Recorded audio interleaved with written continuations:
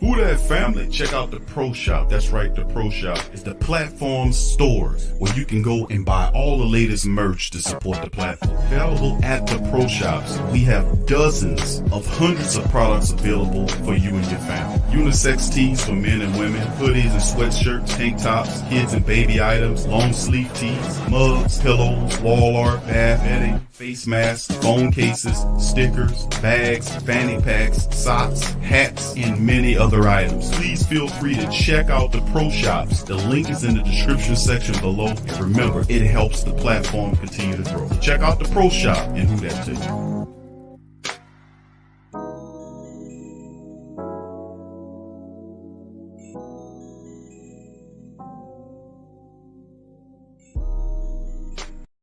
TheWhoThatDaily.com. That's right, TheWhoThatDaily.com. Your one-stop shop for everything New Orleans Saints, New Orleans Pelicans, LSU Tigers, even the top flight boxing news. So if you're a Who That and you're looking for a place to stay up on your team, TheWhoThatDaily.com is your site. TheWhoThatDaily.com for the sport Who That in all of us.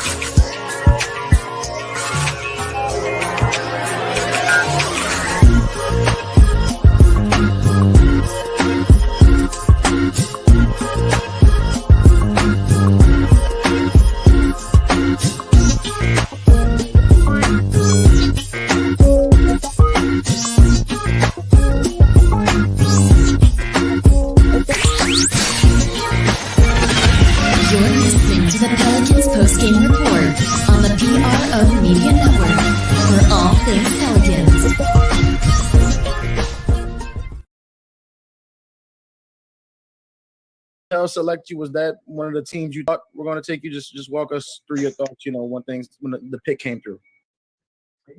Well, the Pelicans, they've always showed me a lot of love throughout the entire process. And, my agent, he was saying that the Pelicans really like you a lot. And so then moving back to 17 was pretty good for my case. And they were saying that I was in pretty good standing with them going into the draft. And so I had a good feeling about New Orleans at 17, when it came to that time.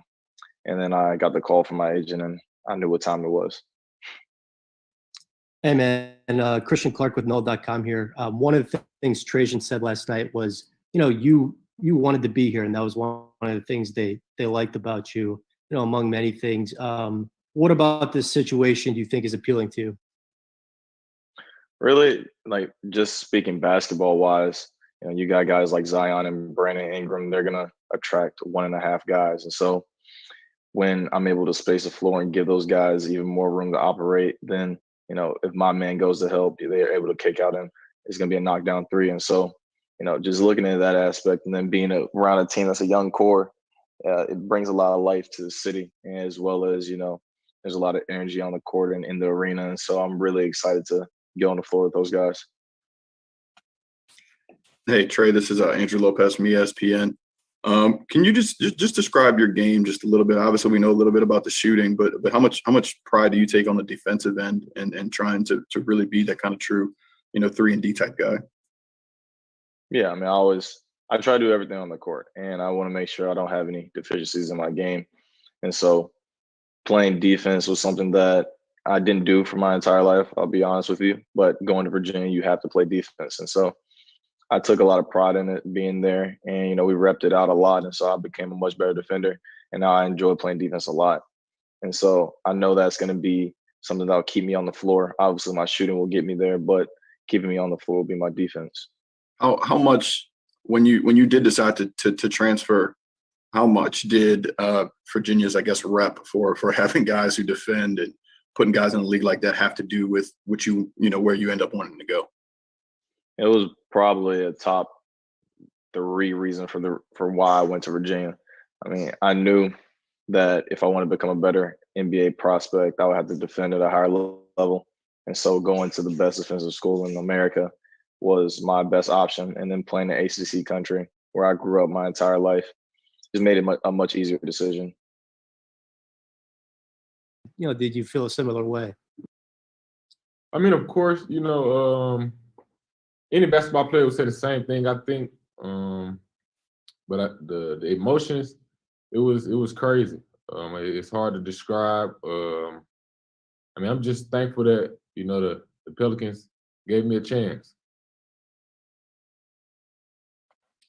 Hey, this is Andrew Lopez from ESPN. When you mentioned the shot earlier and that it was going to come with time, how much time have you spent, I guess, in this draft process really working on that? I know you took a jump up last year with your shooting. How much time have you put in on that? It's every day. That's an everyday thing. It's gotten to a point where now if I don't shoot every day, it feels weird not to go to the gym. So if that gives you an estimate on how much I've been working on it. They think it does. Thanks. Herb, Ed from the ABC affiliate in New Orleans here.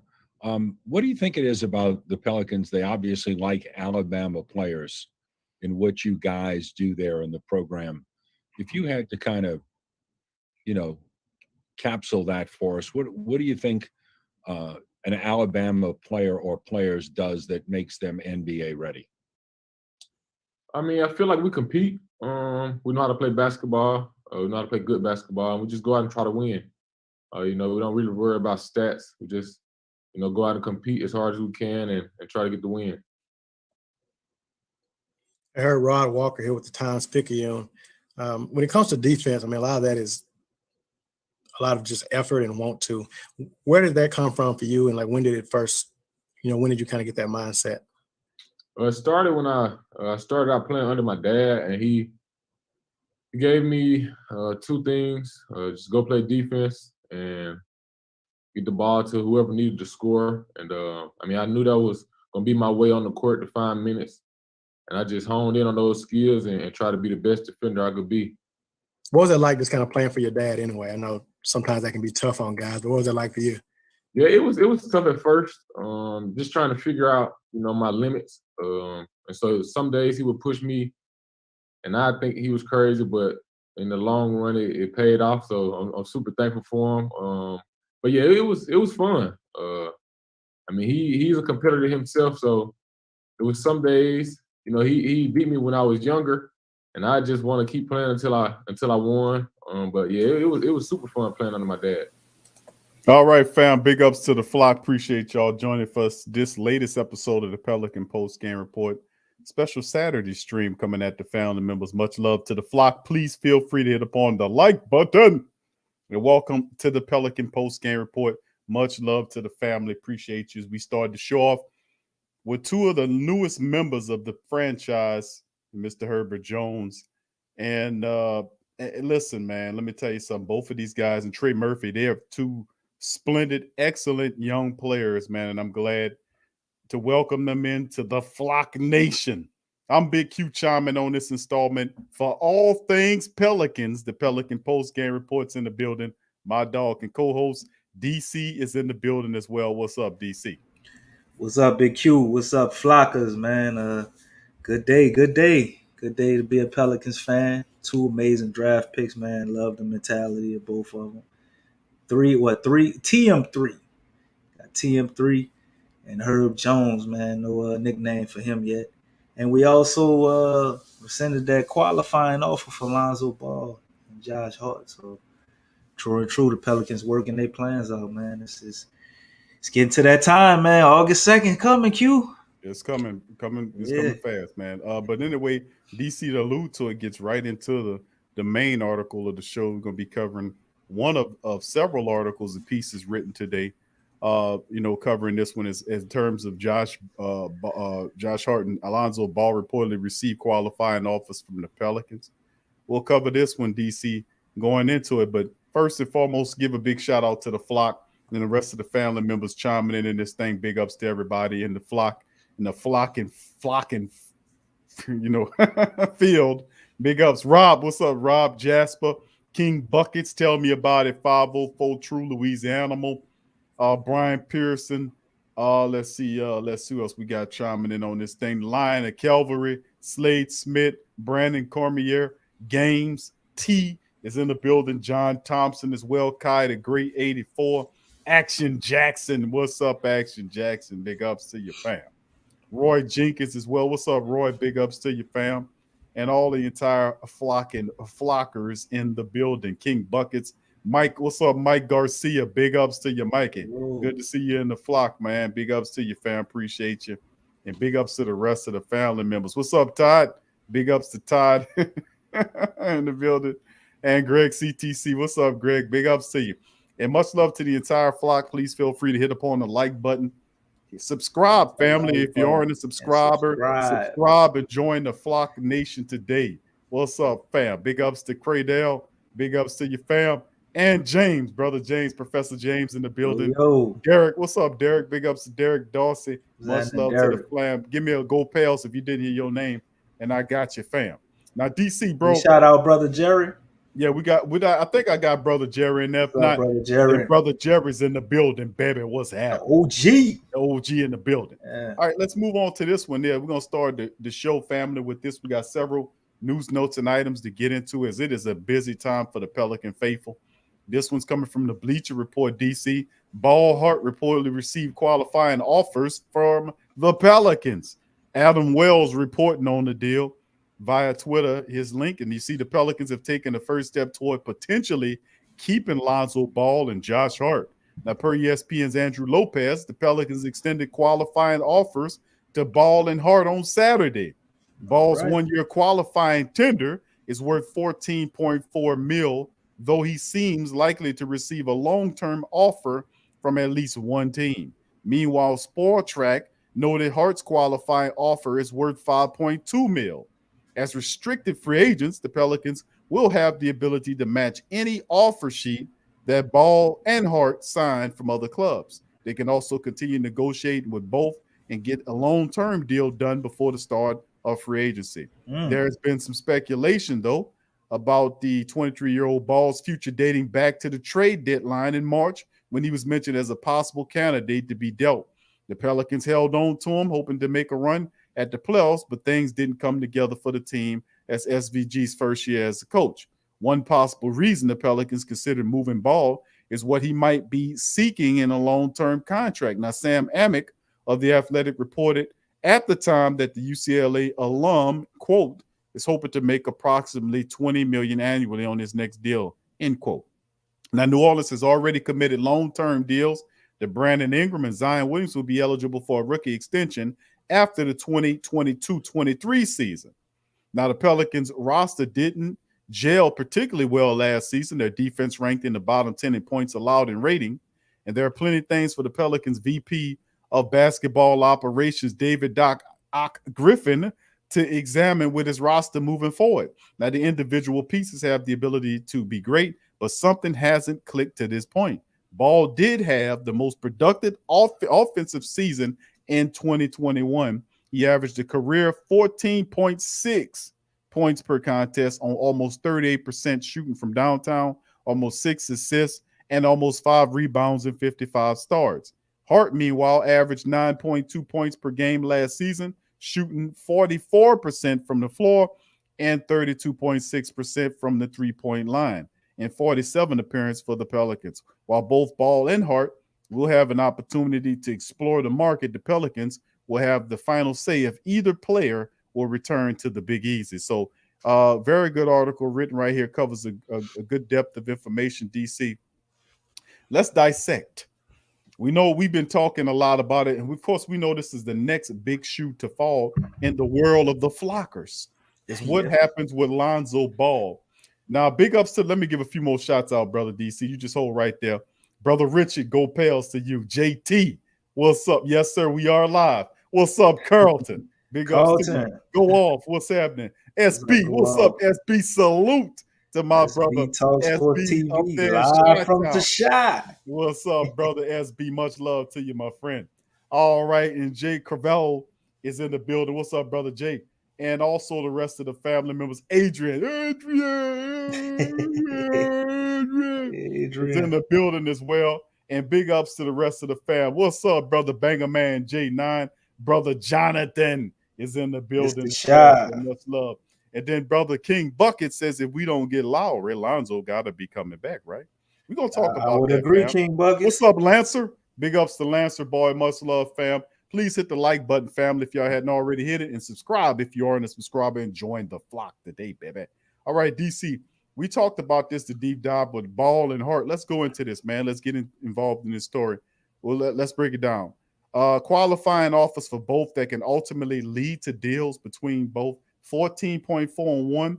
Another one is 5 something. Those are low of expectations of what they want. Let's Right. go into that. What's the next step here? What's the next shoe to drop?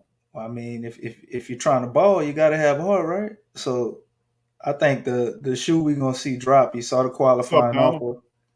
The thing that'll give everything away is what the Pelicans do opening in free agency.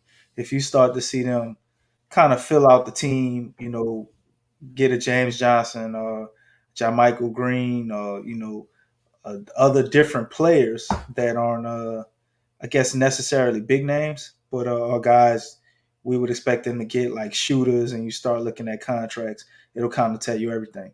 The other thing is, you got teams that's supposed to want Lonzo Ball so bad. So soon as free agency starts, we should see somebody give him a qualifying offer, right? Then Correct. from that point, they're gonna have I think it's what is it, like 10 days? How long do they have to match? I'm gonna have to look at it. I You think you're remember? right. I I think it think it's might be about like 10 days or something like that. 10 or And they- 4, between 10 to 14. I'm gonna go look it up though.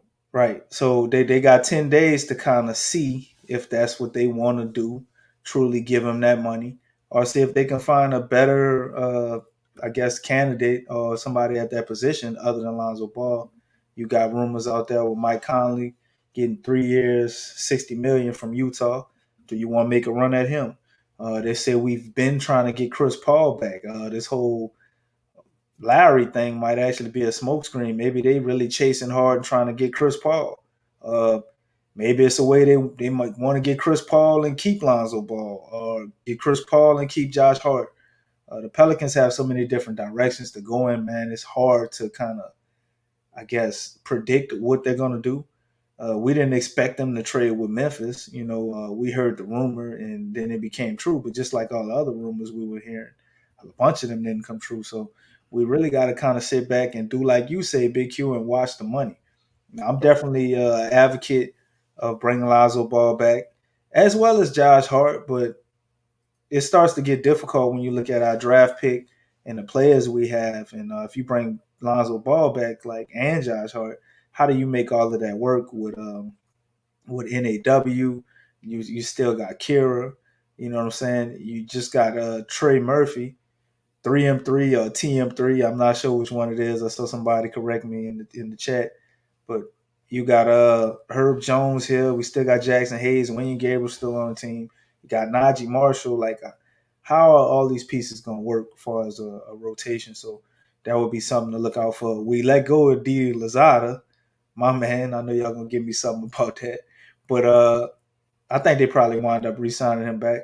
So, but ultimately, I believe if they keep Josh Hart, then that means Lonzo Ball is gone. If they keep Lonzo Ball, Josh Hart is probably gone, because they're not going to keep both of these guys and then still talk about, us getting a shooter and all of these different things. But the Pelicans have so many different avenues they can go in. I think they're possibly going to do what they've been doing so far. They kind of have some guys they may be interested in, but they're going to weigh their options out, man, see what the money looks like, see who they can get, what fits their budget. So far, they've been making pretty good moves this year. I mean, so far, I ain't ready to crown them. We one mess up away with David Griffin. You never know. But so far, they've been making really intelligent moves, taking their time, and making the right choices instead of just trying to do something for the sake of saying you did something. That's kind of what Steven Adams and Eric Bledsoe felt like to me last year. They did something because they needed to do something. We needed a center. We knew Jackson Hayes wasn't ready to start. We couldn't get Derek Favors back. So you had to do something. And I don't know what the reasoning was for not moving Eric Bledsoe for one of them picks if that's what you was going to do. You know what I'm saying? eventually anyway, as soon as we got him. But all that's in the past, water under the bridge. I see the Pels kind of gauging the market and really putting teams' feet to the fire, man. How bad do you want Lonzo Ball? You know what I'm saying? It's 3 days, fam. I just 3 looked it up. days? 3 days. They got 3 days to match it. The restricted free Okay. agents can sign offers with other teams, but the current club has 3 days to either match the offer or let the player go. So I just Okay. researched it, so we got clear on that. Appreciate the family members dropping the game, but you appreciate it. So big ups to the rest of the fams, John. What's up, brother Jalil? Good to see you in the chat, my friend. Much love to you as well. Big ups to the fam, Go Pels, and the rest of the family members. So with that being said, man, we're gonna keep this thing rolling on. What's intriguing about the whole thing is, of course, like brother SB just said, you're gonna have to pay. What's up, Jason? Big ups, Jason. He said 48 hours. Oh no, it's 3, my That's brother. 3 days, bro. Yeah, it's 3 days. I just looked it up. So it's interesting, man, and intriguing as well, because that's the next big question I have in terms of the Pelicans. We found out the coaches, the coach is Willie Green. We got the draft picks, who gonna pick in the We draft. don't have We all our got that. assistants though. No, but we're hearing some talks about the assistants. All that'll be coming relatively fast at the Pelicans. Try to get everybody in place to participate and everything. So really intriguing. But yeah, Josh Hart and Lonzo Ball, both of those guys are in play. Although a lot of the rumors is saying that Hart could be on his way out because of I guess the Pelicans' machinations and looking at people like Kyle Lowry or looking at guys like Spencer Dinwiddie, and you hear them inquiring about these guys. What's up, Jabari? Big ups to Jabari in the live stream. Brother Donald, I see you, fam. But it's a lot going on, man, and a lot of stuff heading into free agency, man. Let's get into some of that, DC, as well. As I got this is up on screen for the family members. Let me see if I can enlarge it a bit so the family can see it a little bit better here. Give me a second. Does that help out any? Is that any better, DC? Yeah, that's a little better, brother. All right, good. All right, so with that being said, man, let's go over this article right here, and this is coming by way of Hoop Rumors, which tied to several different articles that's breaking down some stuff, and it's basically going over some of the interests that the Pelicans have in terms of who they're looking at. So let's go over here. A few more rumors circulating around in the Western Conference. I name in the hat for everything. What I'm looking at on here. Yeah, it is. The Pels, as well as the Suns and Nuggets, are believed to be among teams interested in pursuing Pacers sharpshooter Doug McDermott and free agent. According to Fisher, a recent report from the Indianapolis Star suggested Indiana may lose McDermott this summer. Also, not to mention, a return to the Nuggets is a possibility for JaMychal Green, but the power forward is also expected to draw interest from the Pelicans as well as the Timberwolves. Now, following up Mark Stein's report linking Daniel Theis to the Rockets, Fisher confirms that he's talking about him might be interested in going to Houston. Of course, you heard Rashawn Holmes might be remaining with the Kings, and of course, the Pelicans have other suitors as well that they're interested in looking at. They're doing their due diligence, trying to improve upon the team, DC. So, man, my goodness, man, the Pelicans got a lot going on, man. I heard Zach Collins too, right, Big Q? That they're also interested in, and right. And Brian Forbes, a 3-point shooter from Milwaukee, as well.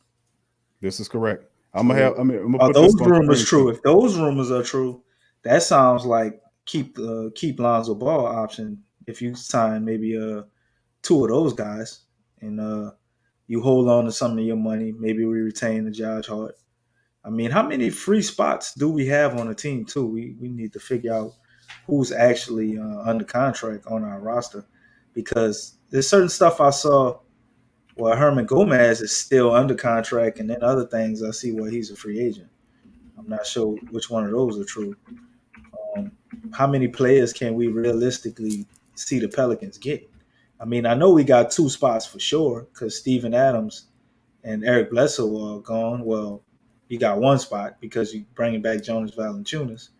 But other than that 1 spot, what other spots do we have available? Kind of tell us a lot too. But I like JaMychal Green. I like McDermott a lot. I like McBuckets a lot. I think that would be an amazing guy to have. Some borderline starter, come off the bench guy, depending which direction you want to go with NAW. Forbes, I don't know a lot about him, but I like Zach Collins. Forbes Familiar can with play. his game. Forbes can play. You sure? Yeah, he can play, man. Okay.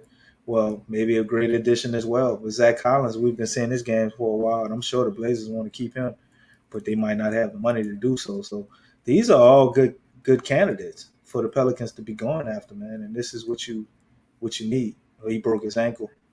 I mean, that's okay. His ankle gonna heal.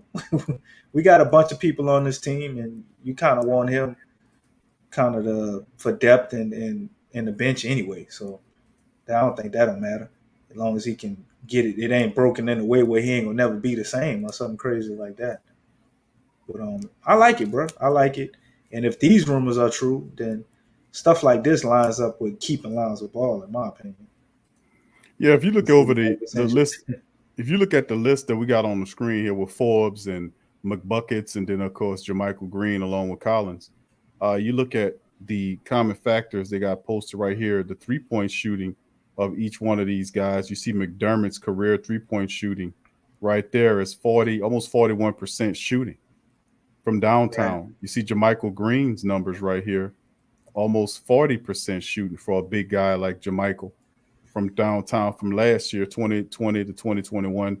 And of course, Collins, you see right here, 37% almost shooting 2019 to 2020.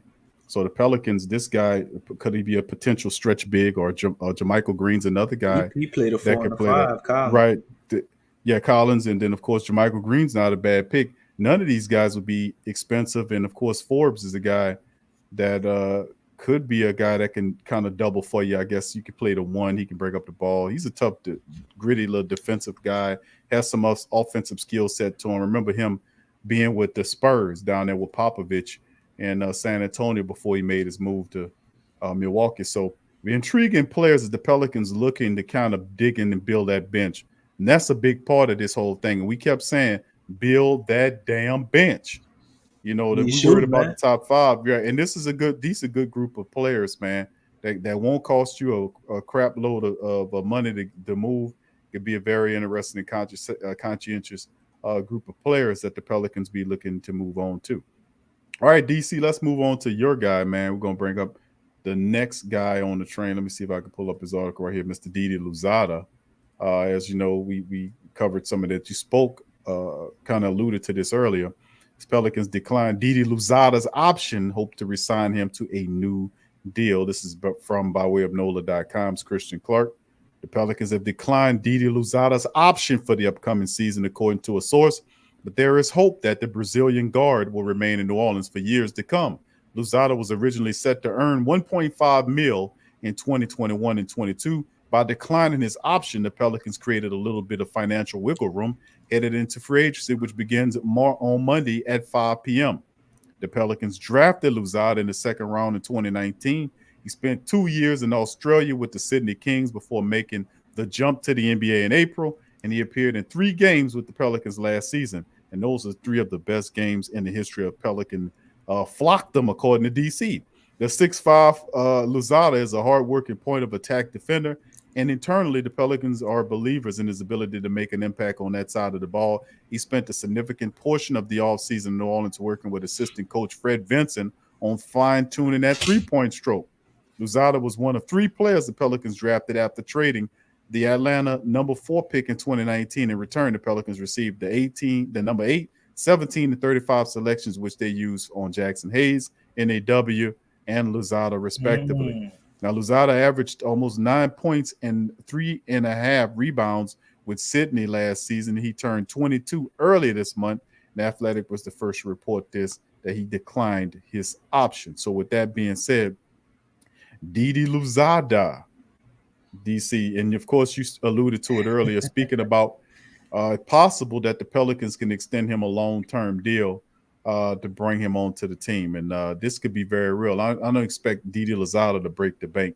But then again, after they finish adding who they add, you know, there might not be a spot for Didi, or if depending on who they can get. Yeah, that's very true. I mean, you know, if we're being truthful here, in a world, do you really want Didi Louzada over Josh Hart? As much as I like Didi, I can't. Not if you're trying to win right now. Yeah, I can't take him over Josh Hart, and especially if we can get Josh Hart for the numbers you saw, 5.2. Like you get him for that a year when people were projecting him to make somewhere around anywhere from 11 to 12 million dollars a year, and we could keep him around that 5.2, or somebody maybe does something for 6 or 7. I could see them keeping Josh Hart, and that would make a lot of sense. But you got to keep in mind, I understand they say they're trying to work out a deal with Josh Hart.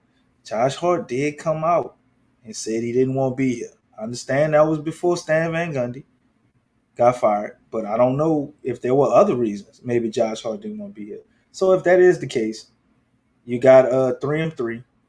You got Najee Marshall. To me, who both of those guys kind of can fit in a similar role as Josh Hart. But our rookie that we drafted can play a lot of different roles. He's very versatile, as well as Herb too, man. Herb Jones is versatile as well. So you got them, and then you keep Didi, or re-sign Didi to a longer deal. Now that you're not keeping Josh Hart, you know what I'm saying?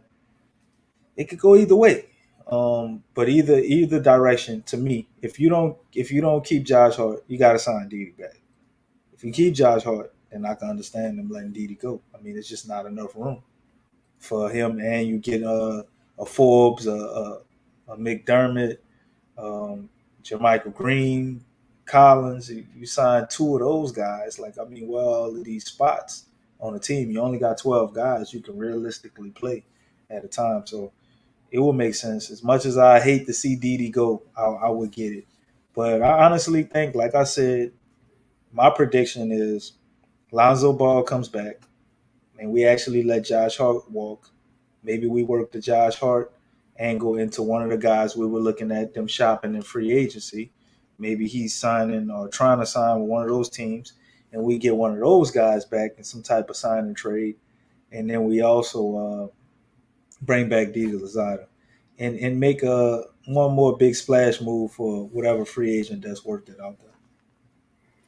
Yeah, it's coming down to it, man. And still, I think the remaining biggest question remaining, DC, left for the Pelican Nation after the draft is what happens with Lonzo. A lot of the family members are intrigued about that. And there are a wealth of point guards out there, some contracts that Right. line up, some that don't. I've heard everything from Devontae Graham, who I like a lot, Scary Terry Rozier, who you brought I've up, been hearing and a lot of people about talking about Rozier. Scary Terry all of a Right. sudden. So I mean, of course, we covered the Kyle Lowry, D Rose. traffic. Derrick Rose as well. We just talked about Forbes. Even one I seen talking about Patty Mills and how he would be a good addition to the Pelicans in terms of how he would help the team from a championship-minded and veteran standpoint. So I mean, a lot of stuff, even Malcolm Brogdon and whether or not the trade goes for them, still a lot of twisting and turning the Pelicans are left to do. And I think that's probably the biggest shoe left to drop is what happens with Lonzo. So, I mean, yeah, a lot of people want Lonzo. Some saying no. One of the family members, I think, let me see if I could pull that one up, just mentioned Man, that it's such a mixed bag. with it the is. Lonzo. Yeah, King Bucket said, report Lonzo intends to work out a contract with the Bulls per Chris Haynes. Yeah, I heard that So, $80 million. The Bulls are expected to be interested, and Lonzo's interested, and that makes sense. I mean, that's exactly what he asked for. So, an $80 million deal for 4 years will put him right at 20 million. And I think if they make that offer, I think the Pelicans match that. right. That That's not falls into their hands. I think the whole thing about us paying them 19, 18 and all of that was so, they don't get outbid, because I really think they won't go in that 22, $23 million range. So if somebody's willing to do that, I think they probably would let him walk. But if it's right around that 20 mil, 18, 19, $17 million range, I think they're gonna match it, man. It just makes too much sense. It's not a lot of money, especially in the future when the salary caps go up. You know what I'm saying? The dude is worth that based on his skill set, even if he doesn't improve. And let's say for whatever reason it still ain't working out, it's still a tradable contract. So why would you not do that? And the thing I believe for as Chicago, if they do it with them, I don't really think realistically Chicago has anything that we want. They don't have nothing we want. Like, why are we gonna do a sign and trade with them, and not just sign Lonzo back? And trade him somewhere we want to trade him if we want to go that route. You know what I'm saying? Especially if the thing about Lowry is real, the story about CP3 is real, and they're not able to make that happen, then why wouldn't they just match the 4-year, $80 million contract? You try to make it work for a year up until the trade deadline to see it ain't working out and get rid of him. Lonzo Ball obviously is not going to play worse because even really, if he really doesn't want to be here, if he wants to be here, like the way he gonna play gonna be the same. So his value would be pretty much the same. So it just wouldn't make a lot of sense to me for them to just let Chicago do that and not match that. Now, if they're willing to go 23, 22, like I said, then that's a different ballgame. Yeah, I don't want to, you know, if it's you can build upon last season, and I was saying the same thing, and the flock knows my sentiment on Lonzo Ball. If he was a poison pill, you know, to the team, and he was killing the momentum, or he was a person that was off court doing stuff he had no business doing, he's been a guy that's been just a classy dude. He did with the coach. He's not a guy that goes in there and messes with the chemistry. I mean, he did what they asked him to do. He could have bucked, just like Laval was cutting up and saying, I ain't going to play the position. I'm not no damn off guard. I'm a point guard. Either put me at point guard or get me up out of here. He didn't do all that. What he did what Van Gundy said, and he excelled at the best numbers that he's had as a professional at a position that he never played before. So if you let him go back to the point guard position, I can imagine what he's learned at the off guard position, right? And he's going to keep going. And what I'm saying is he's ascending. He's going upward. His trajectory is going up. Nothing says that he's going down. All of the numbers, his free throws, field goals, averages, point per game averages, everything went up just like that. He's a guy that gets along with the two stars on your team, Zion Williamson and Brandon Ingram. He gets along with both of those guys. Those guys like him a lot, you know? So, I mean, my thing is, why mess with that for $20 million? You ready to, if the rumors are true, and, you know, and some of it, you know, is a bit ridiculous. I mean, you're going to give Kyle Lowry, who's 35 years old, $50 million over 2 years, but you're going to buck at giving Lonzo. It just don't make any sense to me. So I don't think they're scared off by the $20 million figure for Lonzo Ball. I'm sorry, you're not. And just like Professor James alluded to some time ago, he said that if Lonzo doesn't work out, he could be a player that you can trade somewhere else. Very easily. Very easy. And $20 million next season, it's not going to be shit. Y'all know that, and I know it, the way these numbers is going up. So, I mean, you got, like we said, Danny Green, and you got a guy like Rashad Holmes from the Sacramento Kings. Somebody, he won $20 million. This guy's a freaking backup most of his career. And Spencer Dinwiddie won 25. Yeah, Spencer Dinwiddie, you know, come back on. Back up for most of his career. He won 25. So in contrast, when we speaking about these contracts, we using the figures that his peers are playing with. And of course, you know, you got to take that in consideration, his age and his development and where the trajectory of the team is headed. I don't see an impediment there from Lonzo Ball. That's why I said, and plus another caveat is Zion wants him there. And you got to, if you want Zion to stay, give him the players that he wants to stay. He wants this guy.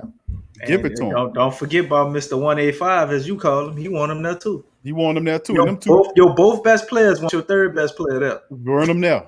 I mean, you like only 20 million for real. You about to get this other dude 25. So hopefully they do the right thing in terms of that. And perhaps a bit of it is the Pelicans extended the offer. We know the Chicago Bulls is going to stick it and push it up a little bit, but I don't think they push it that far where Lonzo is not affordable for the Pelicans based on the numbers of what we're looking at. And plus that puts us back on the timeline that we originally had when we using our youth and the pieces that we got from the Anthony Davis trade to kind of propel the team into the future and being smart drafts. This was a smart draft.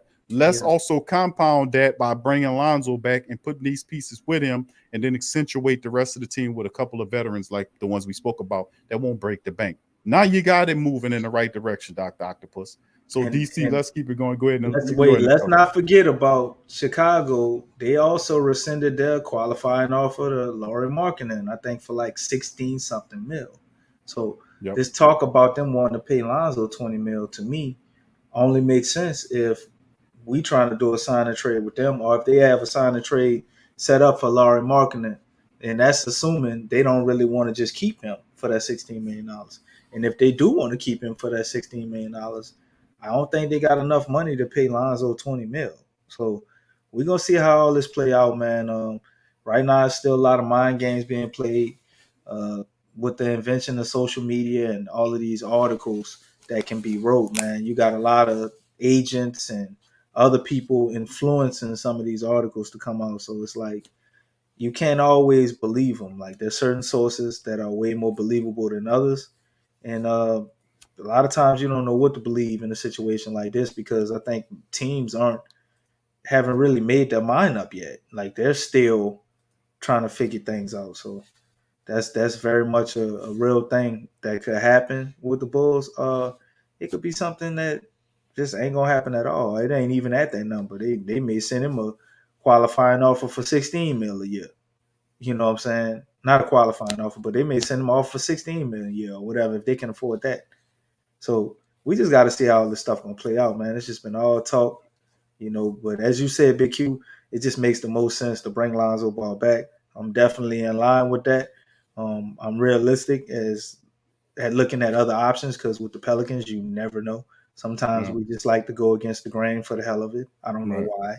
But it makes all the sense in the world to bring this guy back, because if we bring him back, we still got a bunch of money. We got 16 million, maybe 18 million with the MLE and all of that to still make some moves. That's more than enough money to get another 2, maybe 3 guys on this team that can help you turn into the contender that you want to be and win now. Yeah, and there's a lot of reports talking about that.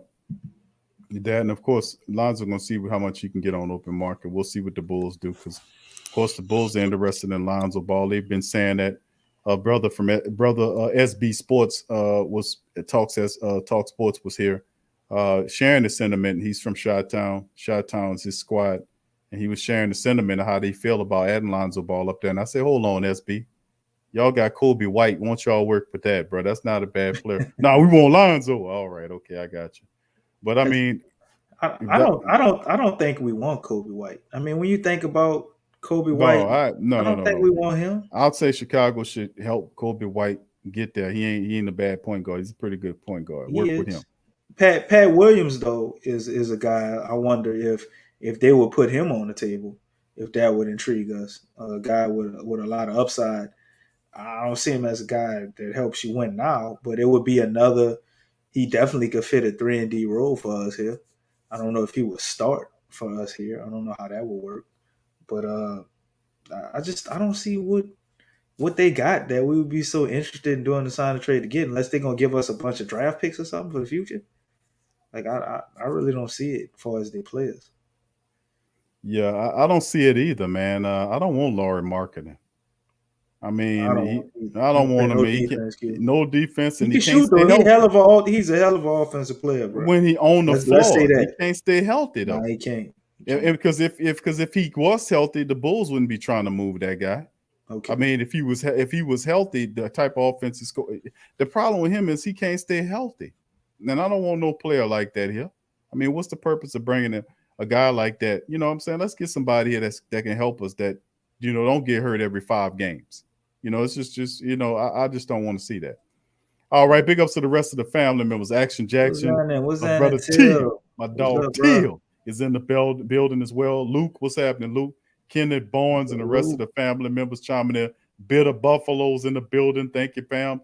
Tony Yayo, what's up, fam? Go Pels to you guys. Appreciate you here, brother Todd, brother Reginald. Go Pels to you, brother Benny. Go Pels to you, True Louise Animal. And the rest of the flock, man. Go Pels to you guys. Appreciate y'all being a live stream. If you're not a subscriber, family, hit the subscribe button right now and join the flock. Big ups to you. What's up, Astro Jackson? What's up, fam? Much love to you. Brother Damien is in the building. What's up, fam? Says congrats on the women's Jamaican team sweeping the 100 meters. DC was very proud today of that. BM McCray. Damien, bro. What's up? He was happy, boy. He called me, man, we won. Man, we've got it, man. I said, okay, all right. You've got it, man. I got you, DC. BM McCray, what's up, brother? B McCray in the building. What's up, Jessica, baby? How you doing? Much love to you, Jessica. Go Pels to you as well. All right, fam. So yeah, this is interesting. What's man. happening, Astro Jackson? Not his first time up in the bed, huh? All What's right, happening, Astro. brother? Appreciate you What's joining, my happening? friend. Much love to you. Please hit the like button, fam, and hit the subscribe button and join the flock today. What's up, Scotty? Big ups to you, fam. Appreciate you. Trey says, hit the sub button. You won't regret it. That's right. Yeah. Thank you, Trey. Much love to you, fam. Big ups to you. So why we pass on Cam, man? Cause we wanted somebody who could play some D, dog. Like, Cam, that ain't Cam game, bro. And I think a little bit of the 3-point thing, people think he can't shoot 3-pointers. I don't agree. But I think that's part of it too. Plus, I get it, man. As far as we don't need somebody that's out there just to get buckets. I mean, we could use him on the bench. But Cam, to me, he gonna be special. And I think we would have held him back here, honestly. As much as I like to have him, I think him going somewhere else might actually be better for his career too. Because I don't think we would have utilized him in a proper way so people could see what he really is. Yeah, DC, very intriguing, man. I really, LSU's my squad all the way, man. SEC football, basketball, baseball, LSU's my squad. And I was really happy for Cam Thomas when I seen him go to the Nets. Several other players that I thought would be Watford I think he ended up in Portland. I don't know where y'all let me know where Javonta Smart went. That's another tremendous player that I think will be a big deal as well. So a lot of talent from LSU this year. They were very good in the SEC, man. They were terrific, to be honest with you. And those guys deserve every bit of it, man. All right, DC, let's get Hold up, Jasper, look, bro. I ran 100 meters yesterday. I don't know what you talking about, but you did get one thing right. I am quick off the block here. I called Big Q to tell him about my 100 time. He talking about the Jamaican women team. I was talking about me. DC was happy, man. He said, "Man, you finally got Big something." Big Q, I ran a 1070. You talking about the women? Well, that girl in the Olympics ran 1072. I said, man, she ain't 37, no, dog. No, bro. Nah. DC was running to get to that plate of Jamaican curry chicken at the finish line. Man, get out of here, bro. You know you the king of jerk chicken, bro. Don't start that. If you would have said curry, I probably would have had to shut up. Every time we got I like the food. You get the jerk chicken. I got the curry. No, the curry is. You got the jerk chicken all the time. Because I mastered the jerk chicken because I knew how to make the rub. And see, I make the rub for the chicken. See, that's not that. You're making the curry is a little bit more difficult to do, in my perspective, because I make the rub, man, and I make it kind of tangy. I had to bring it down a little bit, DC, on the tanginess, because the boys was tearing that chicken up, bro. And it was like drinking water and tearing that chicken up, drinking all like, man, it's too It's a little spicy, huh? A little spicy, just a tad. So I got to bring it down. But anyway, let's get to the next article right here, fam. Appreciate y'all being a live stream. Hit that like button, fam. Hit the subscribe, brother. What's up, Darwin? Big ups to you and the rest of the family members being up in this thing. Damn, man, say I got to be talking about quick off in New Orleans block, huh? There you go. You got it. Absolutely. You know it, baby. Light pole, baby. Yeah, and then there you go. Tell me about it. Did we sign any undrafted players? Well, you asked for it. You got the answer, my friend. Check it out. As the Pelicans did reach in and pull out one of these guys, Jose Alvarado signs a 2-way deal with the Pelicans, and this is by way of the Atlantic Journal-Constitution. Breaking it down, the all Georgia Tech guard Jose Alvarado wanted a chance to play in the NBA. He now has one. Alvarado agreed to a 2-way contract with the New Orleans Pelicans after he wasn't selected in Thursday night's NBA draft, according to Alvarado's agent, Ronald Shade. Alvarado's deal offers validation of his decision to forego his extra season of college eligibility to pursue his dreams of playing in the NBA. Now, a 2-way contract is a guaranteed deal in which the player plays for both the NBA team and its G League affiliate. It's worth 450 Gs this past season, and each team is permitted 2 two-way players, meaning there are 60 such spots available. players with 3 seasons of NBA service or less are eligible, meaning the pool of available players is sizable. While not the ideal of getting drafted and receiving a guaranteed or partially guaranteed NBA deal, a two-way deal is the next best outcome as the team is investing in the player's future with both money and one of its two-way spots. It would seem more than enough for Alvarado. Now, quote, he says, all I want is someone to give me the opportunity and then I'll do the rest, end quote, Alvarado told the AJC on Sunday. Alvarado texts teammates Moses Wright has agreed to a deal to play for the Raptors team in the NBA Summer League. Wright made the decision after going selected in the NBA draft Thursday night. Shade also represents him. Now, Alvarado's signing was no surprise in those in his circle. He performed well in the G League pre-draft camp and then took part in 17 workouts with NBA teams. He said teams liked his unrelenting defensive pressure, effort, and his development as a three-point shooter. He was seen as a possible second-round pick or as a proved accurate, a sought-after undrafted free agent. Regardless, it's a remarkable step in Alvarado's basketball journey. Tech coach John Pastner was the only ACC coach to offer him a scholarship. He acknowledged that as a freshman, the idea that he would be in a position to play in the NBA seemed far-fetched. And even as he tested the draft waters, his size at 5'11" raised questions, but he's pushed back on the doubters once again. So Alvarado, DC, this is a long piece on him, kind of breaking it down, makes his presence felt as the Pelicans signed Jose Alvarado to a 2-year deal. Let's break down Mr. Alvarado, bro. What is his perks? I know he's a good defensive guy. How does he look shooting the ball? Man, he look damn good shooting the ball. I like him, man. I think the only reason he didn't get drafted is because of his size. Like when you watch him on tape, bro, the dude play with so much heart and passion. He can shoot the ball. He can break down a defender, play pretty decent in a pick and roll. Like he got game, man. You know, he, like you said, he plays defense. He's an all around player, man. I think we're gonna be in for a treat watching him in the summer league. I don't know if they're gonna send Kyra to the summer league too. Probably. So I'm guessing he's gonna back up Kyra. But let's say for whatever reason we don't sign Lonzo Ball and we did let Kyra play full time. This guy wouldn't be a bad guy to have as a backup point guard. I don't see him as a starter in the future anywhere, but as a backup point guard, man. And if you have a team that could kind of, I guess, hide his deficiencies with his height, because you could be the best defender you won't be in the world, man. You still gonna be in a rock and a hard place with certain teams just because you're small, even if you're a good defender. You know, that only goes so far when you're trying to guard somebody who's 6'8". Like, what you gonna do? But I like him, bro. I like this pickup. I was looking for them to get my guy Vrez, but I found out that his contract in Europe was stopping him from being able to sign a two-way deal.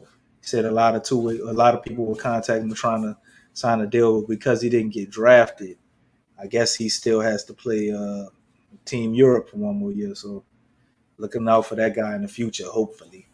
But Jose Alvarado ain't a bad consolation prize. Watched some tape on him as soon as I found out we got him, bro. And I really like him. I like his mentality and just his heart, probably number one over his basketball skill set. And, you know, he got game, bro. You got to watch him anywhere on the court. I've seen him shooting, 35, almost 38 footers, you know what I'm saying? Knocking them down. So this guy definitely could ball. He's fast too, man. He's very athletic. Yeah, I was looking at film of him. As we see, you can see his numbers on the screen right there, DC, and not bad numbers by Jose Alvarado, man. 15 points a contest last season, 3.5 rebounds, 4.1 on assists, and he shoots 50.4 from the field. And of course, people enter in his 3-point shooting. Last year, he shot 39% from the free throw line, just to let family members know, okay, Q, what's his three? And he's an 84% free throw shooter, DC. So, not bad. 50, 39, 84 if you round it off. So not bad for Jose Alvarado. The Pelicans look like they kind of got on a pretty good little two-way player here. This could be intriguing, man. Right. Most definitely, man. Summer League is getting more exciting by the minute, man. You got these guys we brought in. It's gonna be really good to watch some Pelicans ball, bro, and see what they do with the guys that's already on the roster and who's gonna be on that team and whoever else we get on two-way contract. Because I think we still got maybe another 2 slots where we probably gonna have to pick up some guys and put them on a two-way deal. So we have a full, I think what is it, full 17 players you can put on the roster, and you got like was 3 or 4 guys as reserves, if I'm not mistaken. Well, you got what is it? The 12, then the 3. I think you got the 12 active guys, and then with the 3 additional Well, I mean, guys. you actually 15, can have and then more. you can I thought have, it was like 15 guys you could have active. yeah, 15 Then you guys, got and then 3 guys on the reserve, and then you got two-way spots. Am I like just guys like they're there, but they might not be on the reserve, but they're still on the team. You know what I'm saying? And you yeah. put them in the G League and stuff, and like it's talking about you combine them G Leagues and all of that to put those type of guys together to create a team. Right. I'm gonna have to. I think that I'm gonna have to research that, DC. I know about the 12, and then of course the 3 makes 15. But how the two-way slots operate, I believe it's yeah. 2, just So because I remember correct. last year we Well, had Willie and Najee and what was the other guy's name, man, that we had? Will Magny. Yeah, we had two In the two-way slots, right? In the two-way slots, right? I guess the So other players you get, they're permanent. If you do have other talent, they're like permanent G League players. yeah, I'm gonna look into it just to verify to get that information for you as well as the family members who might not be clear on it either. But it's intriguing, man, to say the least. Let me see if I can pull up a active roster right now, or even something close to it, that kind of give the family members an idea exactly what we're dealing with as the Pelicans. Now, here's a depth chart. This is provided by CBS, fam. That's kind of showing. Let me see if I can kind of. Got to zoom it in a little bit, brother. Yeah, let me see if I can do see. that. All right, let me see. All right, how about that? One more time. There you go. All right, fam. Here it is here, and this, of course, is showing, players here. You see Lonzo Ball there, as well as NAW behind him at the point guard position. Not exactly accurate, but it does give you an idea. As you see KLJ, they got him there. Bledsoe, Ain't even on team no more. We count the spots. Right. And of course, they got the restricted status next to him, and of course, they're showing that these are notes saying that these players have been shipped somewhere. Didi Louzada, as you're seeing his team option decline. Najee Marshall, right there, and they said finish strong there. But Josh Hart as well was issued as restricted free agent there. Brandon Ingram, because you see guys like Wes Iwundu, James Johnson, William Gabriel. You see Herbert Jones right there. You see Nunnerling, who's not on the squad no more. Yeah, he's no longer on the squad. So I mean, it's a couple of, and we will see about getting one that has it. But this is just one to kind of show the family members just a few things. We know he was dealt there as well. So just what's a wonder? I wonder what we're gonna do with him, man. Because there's no way you can convince me that he's gonna get minutes. I don't know. I think he might be. I think he might be up out of here. I mean, I don't know, man. We don't have. There's no place for him, man. Yeah. I mean, you talking about Didi Louzada? Who would you keep, Didi Louzada or Wes Iwundu, for real? Why would I keep Wes Iwundu? I mean, he's how old is Wes Iwundu? Probably about 27. You know what I'm saying? I know he's not old, but he's not exactly young. He's kind of in the stage of his career, like where he is what he is, and he's not a bad player per se, but 26. 26. Like, yeah, he's depth off the bench. He's a guy that's gonna come out there and hustle, and he's gonna give you good effort. But there's nothing that really stands out to him like what I can't let him go. Like, he's replaceable. You know what I'm saying? So I definitely would get a guy with upside that does the same thing that he does, like a Didi Louzada. You want a hustle guy, which that's what he is. I would take a flyer on the younger guy than the older guy. You know what I'm saying? Even though we ain't paying him much or nothing, but we starting to get so talented. It's just gonna be to where that spot, like we need that spot. You know what I'm saying? To get somebody maybe we could develop more, or somebody that's better than you. Because I don't see the point in holding on to him, because I really don't see him getting a lot of minutes. All right, appreciate Eddie Burgo. Big ups to you, Eddie. Appreciate Eddie Burgo one of the latest subscribers of the flock. Much love to you, Eddie. Appreciate you, my friend, for joining the Flock Nation. Big ups to you. And for the rest of the family members, please hit upon that subscribe button, join the flock. Now we get to the portion of the show, DC. Thanks for that breakdown, my friend. We covered a lot of the news, notes, and items on there. We're going to open up the Pale Chat for the family members to kind of drop in and drop some science and game questions, concerns, or answers. You can feel free to hit the Pale Chat. And we won't be running a long show tonight. We got a timer on y'all tonight coming in the chat. Yeah, we won't be running a long show tonight. Like on the sports coma, I had to hit the button. The family members were so passionate like the other night. I had to hit the damn button on them. God damn. But big ups to the family member, man. I appreciate y'all being up in this thing. Give me a second and I'll share the Pale Chat with the family members. Y'all feel free to come on in and voice your concerns, comments. If you have any questions, please hit the chat. Let us know how you guys feel. If you have any questions, we'll try our best to answer them.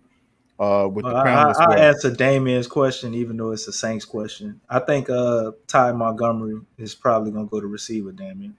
That's why they signed Devontae Freeman. And Dwayne Washington might not be looking as good. Or Alex, how do you pronounce that fullback's name? Is it Alex Armah?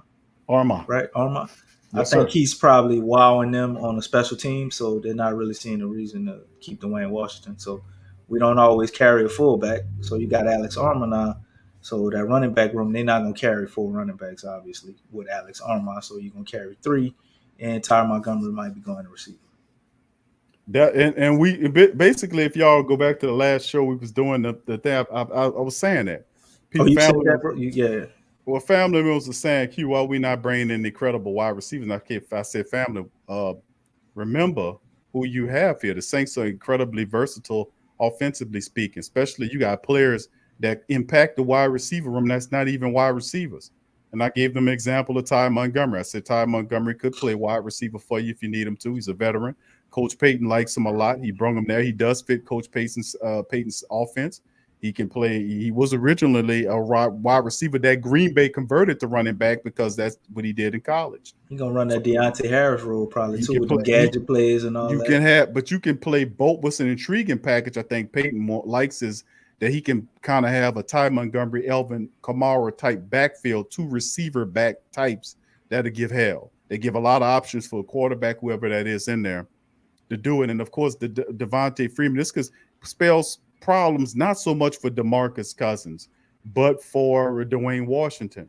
So I mean, like I said, we talk about it more on the Sports Coma. I had a very busy day today. That's why we didn't do it early. I was gonna cover it, but I think probably later on tonight, a late show. But I'm not gonna probably take any calls because it's late. But we're gonna keep it moving though, fam, on that. But yeah, I'll probably do a stream maybe right after this stream for a few minutes. So anyway, let's get. Well, we got Mystic Southern Railway. I think he's got a question on Null. He asks if is Null ready to start. Me personally, I think so, but at the same time, we got to do what's best for the team. So sometimes I'm a little conflicted on whether I want to start him or not, because I think he would be such a great player to be that 6th man, bro. I mean, we could propel him to 6th man of the year type candidacy at what we can do, especially if this rookie is as good off ball as I think. I mean, I would imagine they would want him in the lineup with BI and Zion. So I don't know how that would work. You know what I'm saying? Let's say 3M3, he excels in that role, man. And I mean, it gets scary how good he's excelling. I think you really have to consider letting NAW run that 6-man role, or depending on who we sign in free agency. But if we don't do anything like that, or if our rookie is just, he's being a rookie, and you kind of let him get some time and he's still a long ways, then yeah, you start NAW, man. Or let's say NAW has excelled to a point where you just have to have him on the floor. But I would love to start him, man. The only thing about starting him, I just wonder how we look with our bench, because it's such a lack of scoring on our bench. And I don't know if the rookie we got is really ready to fill that void. I don't think he feels that. I think he more fits better with Zion and BI, in my opinion. I don't know if we staggering. I don't know how we're going to run our lineup. So it's all going to have to be seen. But NAW, just based off of who he is and what he can do, man, he come in, bro. If they start him, bro, he can average about 20. I'm sure he can get you about 20. His coach who was training him, and you seen him going around those screens and doing little drills and stuff, man, knocking them shots down, just knocking them down. And you saw what he did for Team Canada. Dude was looking amazing, bro. I love that guy. I'm glad we got him on our team. I think he's a lot better than people know. Casual people or people who don't know the Pelicans, I think when you see him play next year, whether he starts or he comes off the bench, I think he's going to shock the hell out of a lot of people, just being honest with you. Whether we start him or we get him off the bench, he going to get about 25 minutes, at least 25, 22 minutes a game. For real. Yeah, it's going to be no less than that. Yeah, it's going to be interesting, man, to say the least, man. A lot of prospects of Pelicans are really positive right now. They got that flow. They got that glow. They like Bruce Leroy around this joint. They got that glow. All right, let's move on. We're going to open up the Pel chat. We got Brother James in there. We got Professor James. We got the Godfather Donald. We got Brother Kenneth as well. We're going to bring it to the live stream for tonight's Pel chat and panel. What's going on, fam? Welcome in the stream. Wagwan, what's up? How y'all doing tonight? I like that, Professor James. That sounds good, man. I appreciate that. Professor James. Professor James. What's up, Godfather? All right, but what's going on, DC? How you doing? I'm good. I'm chilling too, bro. That's it. That's all I can do. So what y'all feel about these? Talking about the draft? Man? The draft, the qualifying. Oh, draft was good. For Lonzo Ball. Oh well. Either they sign him or they're gonna do a sign and trade. They're gonna get what they want. I think Lonzo Ball gone. Yeah, I mean, I wouldn't be surprised. I mean, I wouldn't be surprised. They just came out saying that he trying to sign with the Bulls. Well, well, the thing is that you have to get an offer first, and there's somebody that want him out there, like the Bulls. I don't think it's a situation where it's like, oh, I want to go to the Bulls and not stay here. But I think it's more of like if New Orleans strike out on Kyle Lowry, then I think the next move is for them to, depending on what that deal look like with Chicago, they're probably going to end up matching him and just end up doing other moves. At least that's what I think they're going to do. Because if you don't, then what's your alternative? Like, y'all, that's the thing that a lot of people are not thinking of, is that if Kyle Lowry does not agree to come to New Orleans, then you have to figure out if you're going to get rid of Lonzo, you got to figure out who you gonna replace him with. And that's the scary part though, because they could just get anybody at the last minute scrambling. But that's why you just match Lonzo at that point. But that's what I'm saying. Lonzo, if Lonzo's saying and his agent saying, "Oh, we trying to go to Chicago," and then we don't get Kyle Lowry, now we just stuck with anybody. You're not stuck. You're not stuck because once you match them, that's it. Like, but that's what I'm saying. But even if we match, he's still choosing where to sign. If he want to go to Chicago, even if we match, he still gonna go to Chicago. But no, you don't. That's how restricted free agent go. Restricted free agent means somebody offers you something if you're worthy enough. So it could go to the point that nobody offers you anything. But because Lonzo is someone that people want, he's going to get an offer from somewhere. That is not necessarily a situation saying that he's definitely want to go there. But it's saying that, okay, you're a restricted free agent. Go out there and see what your market is and see who will offer you money.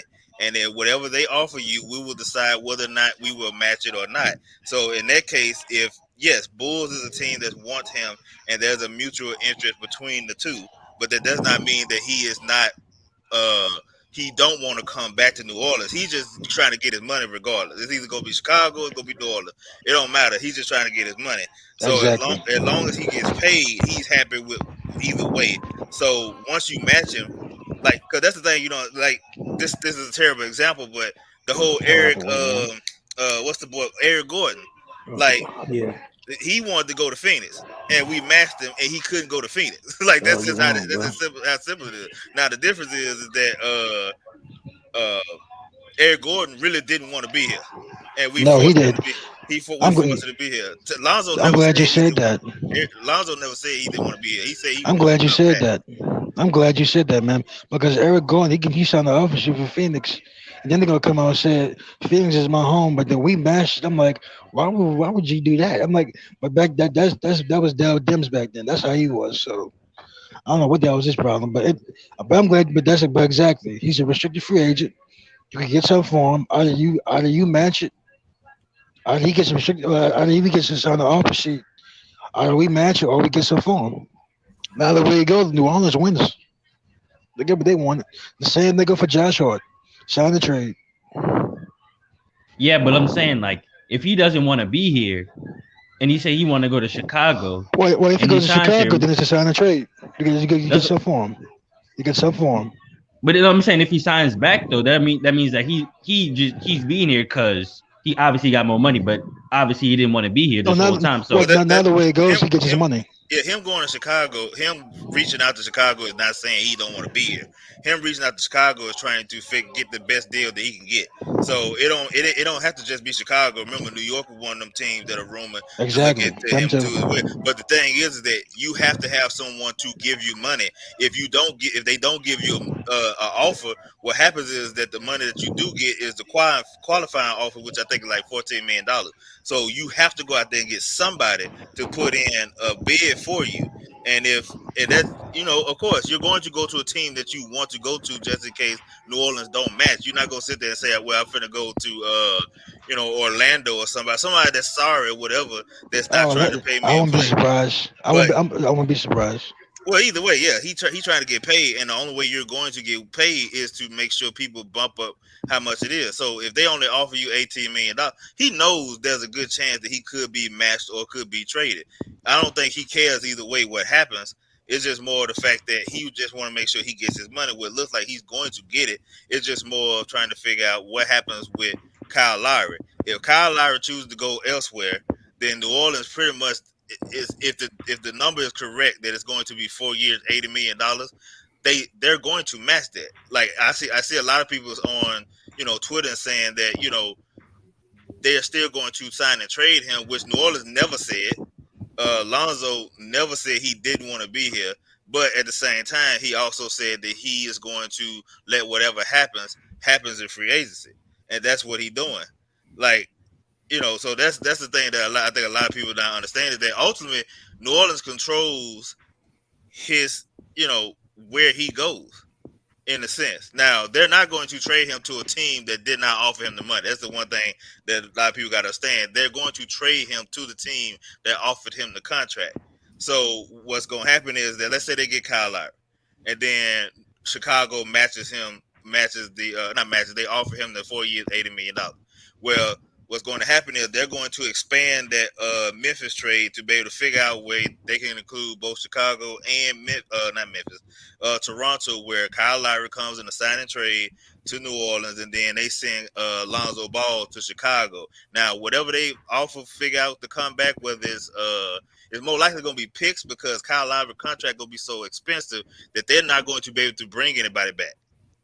Like, that's the thing that a lot of people don't understand either. Like, that kind of hard caps New Orleans in that sign and trade, but you kind of want to do that anyway because you're able to still be able to, let's say you can work out a deal with the Jazz and get, Ingles or something like that. You can still get some people, but that don't even make sense. Why though, you say they that hard cap though, James? Like I was trying to shoot him in like that because if you do a sign and trade, from everything I'm hearing, if they want to get Kyle Lowry, they will work it into the Memphis deal because let's be honest, the Memphis deal ain't be finalized till the 6th.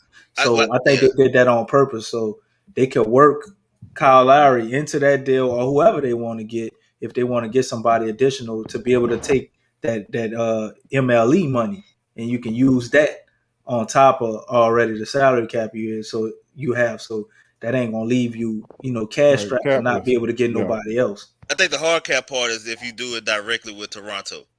They wouldn't do that. Yeah, so we're not that stupid. Yeah, so I think that's why, like you said, they got it where the deal with Memphis is not going to be final until the 6th. Even though it's weird that they was able to acknowledge the draft picks earlier than they usually could. I don't know how they did that, but whatever. But yeah, so they're gonna have to work time, that out. brother. Yeah. New time. So they was able to Yep. work that. So the thing is that what you're wanting to do is, if Kyle Lowry agrees to come to New Orleans, you're going to Yep. expand the trade to add 2 more teams with that, and then like you said, DC, you can use the MLE and to be able to bring somebody. The ML, yeah, they actually have 2. They have the MLE, and then the other one is like $3 million or something like that. So Yeah. you had, which I think the MLE is like $9 million, and the other one is like $3 million. So I thought the you can, MLE was like it could go all the way up to 17, depending on it where can your go all cap the way is at. 17. Okay, so I believe so. I could be wrong. So And well, James. What? There you go. Go. Oh, well, James. What about the cash consideration? Well, that cash consideration stuff. You talking about when they sold the second round picks and stuff? Yeah, all that stuff. What the hell's in there? That go to the owner. That don't go to the cap. Oh, well, they have it. Don't worry about it. Yeah. Your cap is your cap. There's nothing that you can really do to expound upon it. Like, so if whatever they set that at, like let's say $140 million, that's what everybody got. Like, there's no where we can add an additional whatever. I think the NFL got something like that, but I don't think the NBA got that. That cash consideration goes straight to the owner. What I don't understand, why you offering them a 1 year $14 million deal if you know this is a hot commodity? That's what I'm not getting. Because that's how they go. Qualifying offer. It's a 1 year deal no matter what. Exactly. So what happens is that they do a qualifying, because you have to do that to make sure he's a restricted free agent by the time free agent rolls around. That's protocol. So because if you don't do it in time, then he's a unrestricted free agent, and then he could just go where the hell he wants to, and whoever signs him don't have the bird right. So that's the reason why you want to do the sign and trade, because you do the sign and trade, that team gets the bird rights, meaning that when his contract is up again, and let's say they're up against the cap, you can re-sign, you can go above the cap to re-sign your own player. Without that bird right, you can't do it. So that's why people do the sign and trade, so you can always have that option to go above the cap. James, they have his rights. You're right, James. They have his birth it's rights. $9 million. Easy. It's $9 million, bro. But it's He controls $7 million in total with the other MLE and the tax, like a tax exemption. So it is 17. It's 17 million. But the actual MLE is 9. They got 2 MLEs. You got one for 9 and one for 5, and then they got like this tax exemption. Big Q put it up. So, James. What about Josh Hart? What about him? The same thing goes with him, where they can choose to do the same. So, most likely, if they get Kyle Lowry, they both of them gone. Like, I think that's the thing. That, so what they're gonna end up doing is, if somebody offers Hart a deal, they're going to do a sign and trade, probably get some type of assets back, some second round picks or whatever it may be. Same thing with Lonzo Ball. Yeah. So that's all predicated on what happens with Kyle Lowry. Now, Did y'all see what they want for Kyle Lowry though? They want a lot. They want like picks and players. No, you don't have to give them a whole bunch, because the thing is, New Orleans don't have to do it. That's the thing that you already said. Like, the difference between Lonzo's situation and Kyle Lowry's situation is Kyle Lowry is a true free agent. He's an unrestricted free agent. He can go out. Exactly. He can go wherever he wants to, but with Lonzo, he's restricted. So for a team to get Lonzo, they would have to give him money, and then the Pelicans would agree to, we're going to trade him to you. With Kyle Lowry, in a sense, the only reason why you're doing that is because, you know what, we're going to do this for you, to where you don't just get him for nothing. That's just a good faith thing. He ain't got like to do that. Like James, you know what's crazy? Like Dennis Schroeder, the Lakers, they want to do a sign trade with him. Like, Dennis Schroeder's not doing that. He wants his bag. Like, that's stupid. That's another stupid story. Like, why are the Lakers trying to do a sign trade? I'm like, he not gonna help you out. Yeah, I know you're not gonna help him out. Well, the other thing is that he don't care either way. Like, a sign and trade, I think the Lakers could offer him the most money. So what it is that you'd rather like get the sign and trade. Lakers offer him money. How they can offer him the most money, James, when they just got the bird rights contract? Because they got Westbrook. They got his bird rights. That's why they got his bird rights. You can go above it as long as you had the bird right. Okay. So, but they got Westbrook now. They're not worrying about that shit.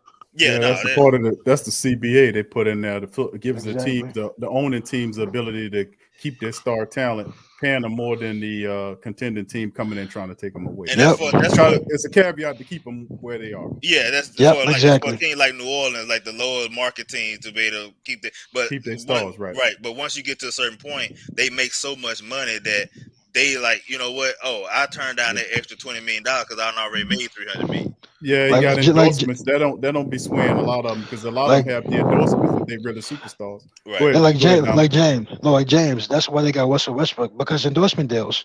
Oh, Lakers not worried about no championship because of Westbrook. They got that because he's a big name. He's a big star. He attracts a lot of people. And then he's in a big market, so they get their money back from that pandemic. Because then the Lakers, they went got alone. I think they care from the pandemic. I think they care about winning. I think they just went about the wrong way. Exactly. Thank you, James. Because how is that going to work? I'm still trying to. People are like, how is that going to work with the Westbrook? He needs the ball in his hands. That's just straight up stupidity. In my opinion. I don't think it's that bad, though. I like Westbrook, though. I like Westbrook with it's terrible because the thing is that, like, if you look at, for one, they don't have any shooters at all on that team. Like right now, I mean, but you could get that though. No, you can't because they can't. They have no more money. They have no more assets. Like you don't see all these players right now. They're saying they taking pay cuts. You telling me these players are about to sit here and take a pay cut? That Landon Bradford, somebody's asking in the chat because there's been something he tweeted apparently about us offering the max to Larry. We're preparing to do that. But I just want to let you know, Landon Bradford, I looked into him when we were talking about the Brandon Ingram thing a while back, and he's not a reliable source. So he said we was trading Brandon Ingram to hell no, that would never Miami. happen. He was one of those guys in on that, so I wouldn't take anything he said seriously, to be honest. No, I ain't saying we can't offering Kyle Lowry the max, but if that's the only source reporting on it, I wouldn't be too worried about that. They're not doing that. But here's my thing, though. Why would the Lakers? My thing. Why would any player that's trying to get the bag right now take a pick off to go to the Lakers? That's stupid. They're not going to get none of no money. I mean, look at Montrezl Harrell, look at Kyle Kuzma, and who else? KCP. Exactly. Them dudes in Washington. As far as I'm concerned, Washington won that trade big time because they got better, and then they got Corey Kispert in the draft, another shooter. I don't know if they got incredibly better, but the thing that they ended up doing was they got about that salary cap. Exactly. And James, not just move your mic back. Move your mic back. You keep blowing in the phone. Move your mic back. No, I'm saying the Wizards they going after Spencer Dinwiddie in free agency. Nah, they don't. I don't know how that was going to go.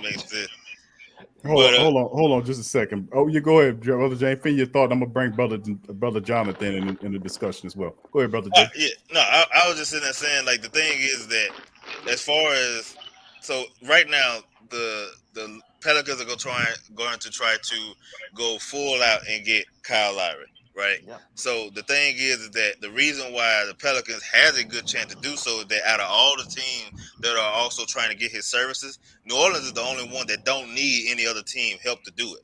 Like the Dallas Mavericks has to get rid of some guys to do it.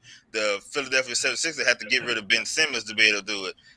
Even the Heat, who everybody said is the number one team that is probably in the lead to get him, has to do a lot to get him, whereas New Orleans could just come straight to the table like, hey, this what you got, what you want to do.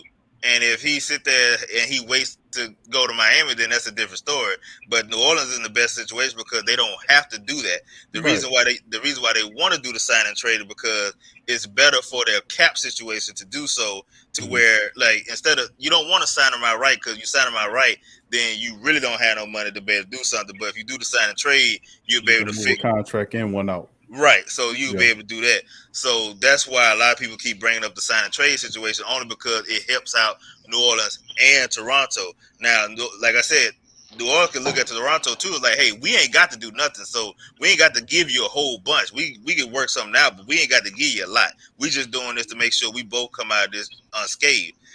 So yeah, that's the thing that a lot of people. And then once that happens, or it could just be a 3-team trade. Like if Lonzo want to go to the Bulls, the Bulls got a lot of assets, and they could give up. They probably They don't Like, really. They don't really I have. don't want nothing they got. Yeah, they. I don't no, want I'm not nothing saying they us. got. I'm saying Toronto. Toronto Oh. could give them like they Well, trying to get rid of Corey White. They could get Corey White, or But they could get a few. but this is the thing too. This is interesting though, brother James. Let's throw this in and not to cut you off. You But good? what's the motivating factor for him to go elsewhere? If it's money, the Pelicans are the best fit. They can pay him the $20 million with Well, no problem. The Pelicans got the money. He's motivated to be here. What other motivation he has to go and start over somewhere else? Well, two situations is one is that even though New Orleans may be the better fit, you have two teams that have already shown they can win, and that's Dallas and that's the Heat. That's one thing. So you win and get your money. Like as much as people talk about like he's not necessarily ring chasing, I also think that he also looking at okay, if I can win and get my money, I'm definitely going to those other teams like the Miami Heat or the Dallas Mavericks. The other situation is too is you tax. Like you go to two states that you ain't got to pay no taxes either. So that oh could yeah, be. That's So still James, you're absolutely right. but that's still the money. That's still the money in though, bro. I mean, I know some I cats agree. look at Yeah, that, man, I but still in agree. all, that's there is. Listen, you don't know how that's gonna be if he. I mean, my thing is this: he wants to be here. I actually accept what he says if he wants to be here. You talking about The issue, Lonzo? I think he's talking about the Lonzo. other dude. Oh, I'm talking about Lonzo. Oh, my apologies. I thought you meant Kyle Lowry. That's my fault. I thought Oh you meant no, Kyle I no, don't Lowry. no. think Kyle Lowry won't be here either, man. I I don't think think that's he a do. bit overblown, Lonzo. bro. I'm speaking about brother James. Oh, You okay. got saying- Go ahead. Yeah, Go I'm ahead, saying the motivation in terms of Lonzo Ball, it's a simple situation.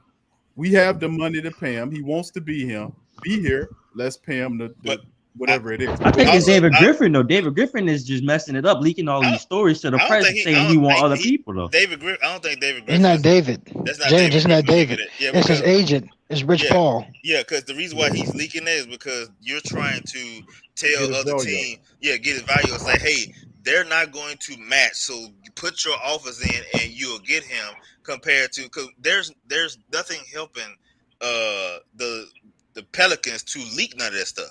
It's not. Right. It's not It helping ain't them to do so. beneficial for them. It's not Right. beneficial. So there's no reason for them to do so. Like when you hear all these news about, oh, the Pelicans is not going to match any offers. Why would they say that? That makes no sense to them Right. because It don't benefit them. Right. that hurts them.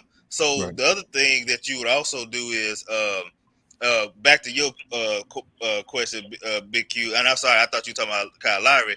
The only reason why I would say he would want to go elsewhere is because there's a possibility that you could say New Orleans didn't necessarily want him compared to if Chicago say, hey, bro, here we is. We give you the money. We want you. We came to come get you. That may be a situation where he would choose to go elsewhere. Now, again, unfortunately, it's a catch-22 situation where even if he want to come back to New Orleans, if they get Kyle Lowry, that's not his choice no more, right? So, But that's what I'm James, saying. Why keep yeah, playing the Kyle Lowry game if we know who we want? because, that don't make no sense. Well, it makes sense. That's not making no sense. It makes sense because, and as much as I like Lonzo, I will say this: Kyle Lowry is a better player. Like well, then say that then. Well, then I don't know why they playing games. But that's not playing games. It says like if you can upgrade the position. The reason why my argument is that my only argument has always been Kyle Lowry is 35 years old. I don't want to pay him $35 million. That's my thing. And you know what? This is utterly preposterous and ridiculous, man. That we sit up here contemplating paying Kyle Lowry $25 million a year, and you're gonna let Lonzo walk out the door. 30 million. I heard it's high. It's not making sense. Try to take the whole 36. And see, that's what I'm saying. That is absolutely a goddamn shame and totally stupid for you to consider even doing that. Kyle Lowry is not Chris Paul, and he is not going to be that. He's not going to come in here and then take the Pelicans to the goddamn finals, which you will play $30 million. Hold up, Donald. Let me get Jonathan here because I know he just dropped in. Then you can chime in after my brother. Brother Jonathan, can you hear me? Yeah, I can hear you. Come on into the fray, my brother. What's your thoughts on what we're talking about? Okay. I ain't gonna say nothing about cap space and all that stuff. I understand that well, and I understand, so I ain't gonna worry about that part. But okay, so the Kyle Lowry thing, honestly, I don't want him, especially for the money. If we was to pay him under 20, maybe, because he is better than Lonzo. But anything over 20, I'm like, no. Lonzo, I want him back. But I do see like I can see signing trades with. I keep seeing the Celtics, because we keep getting alerts. So if the Celtics were interested in Lonzo, I would love to get Smart for Lonzo. I think that would be a great They just signing traded for trade. Josh Richardson, brother. Huh?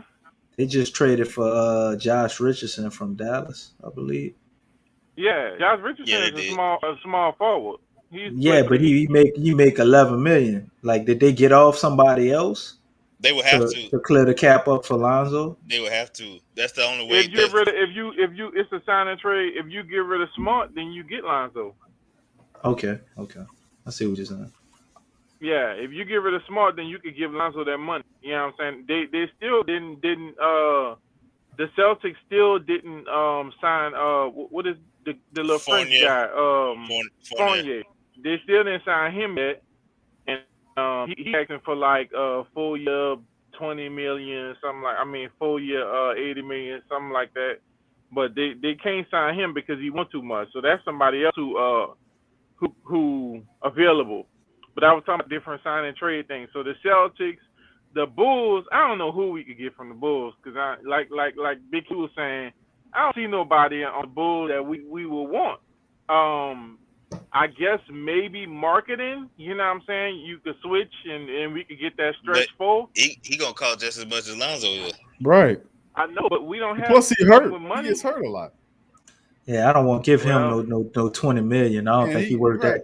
If you get marketing for around 12, 13, 14 a year, something like that, like I'm not gonna pay him more than Vujicic. I mean, not Right. Vujicic, Valanciunas. I think I don't- Valanciunas is better than him. I'm not paying him more than No. Valanciunas. Exactly. Like he's injury prone.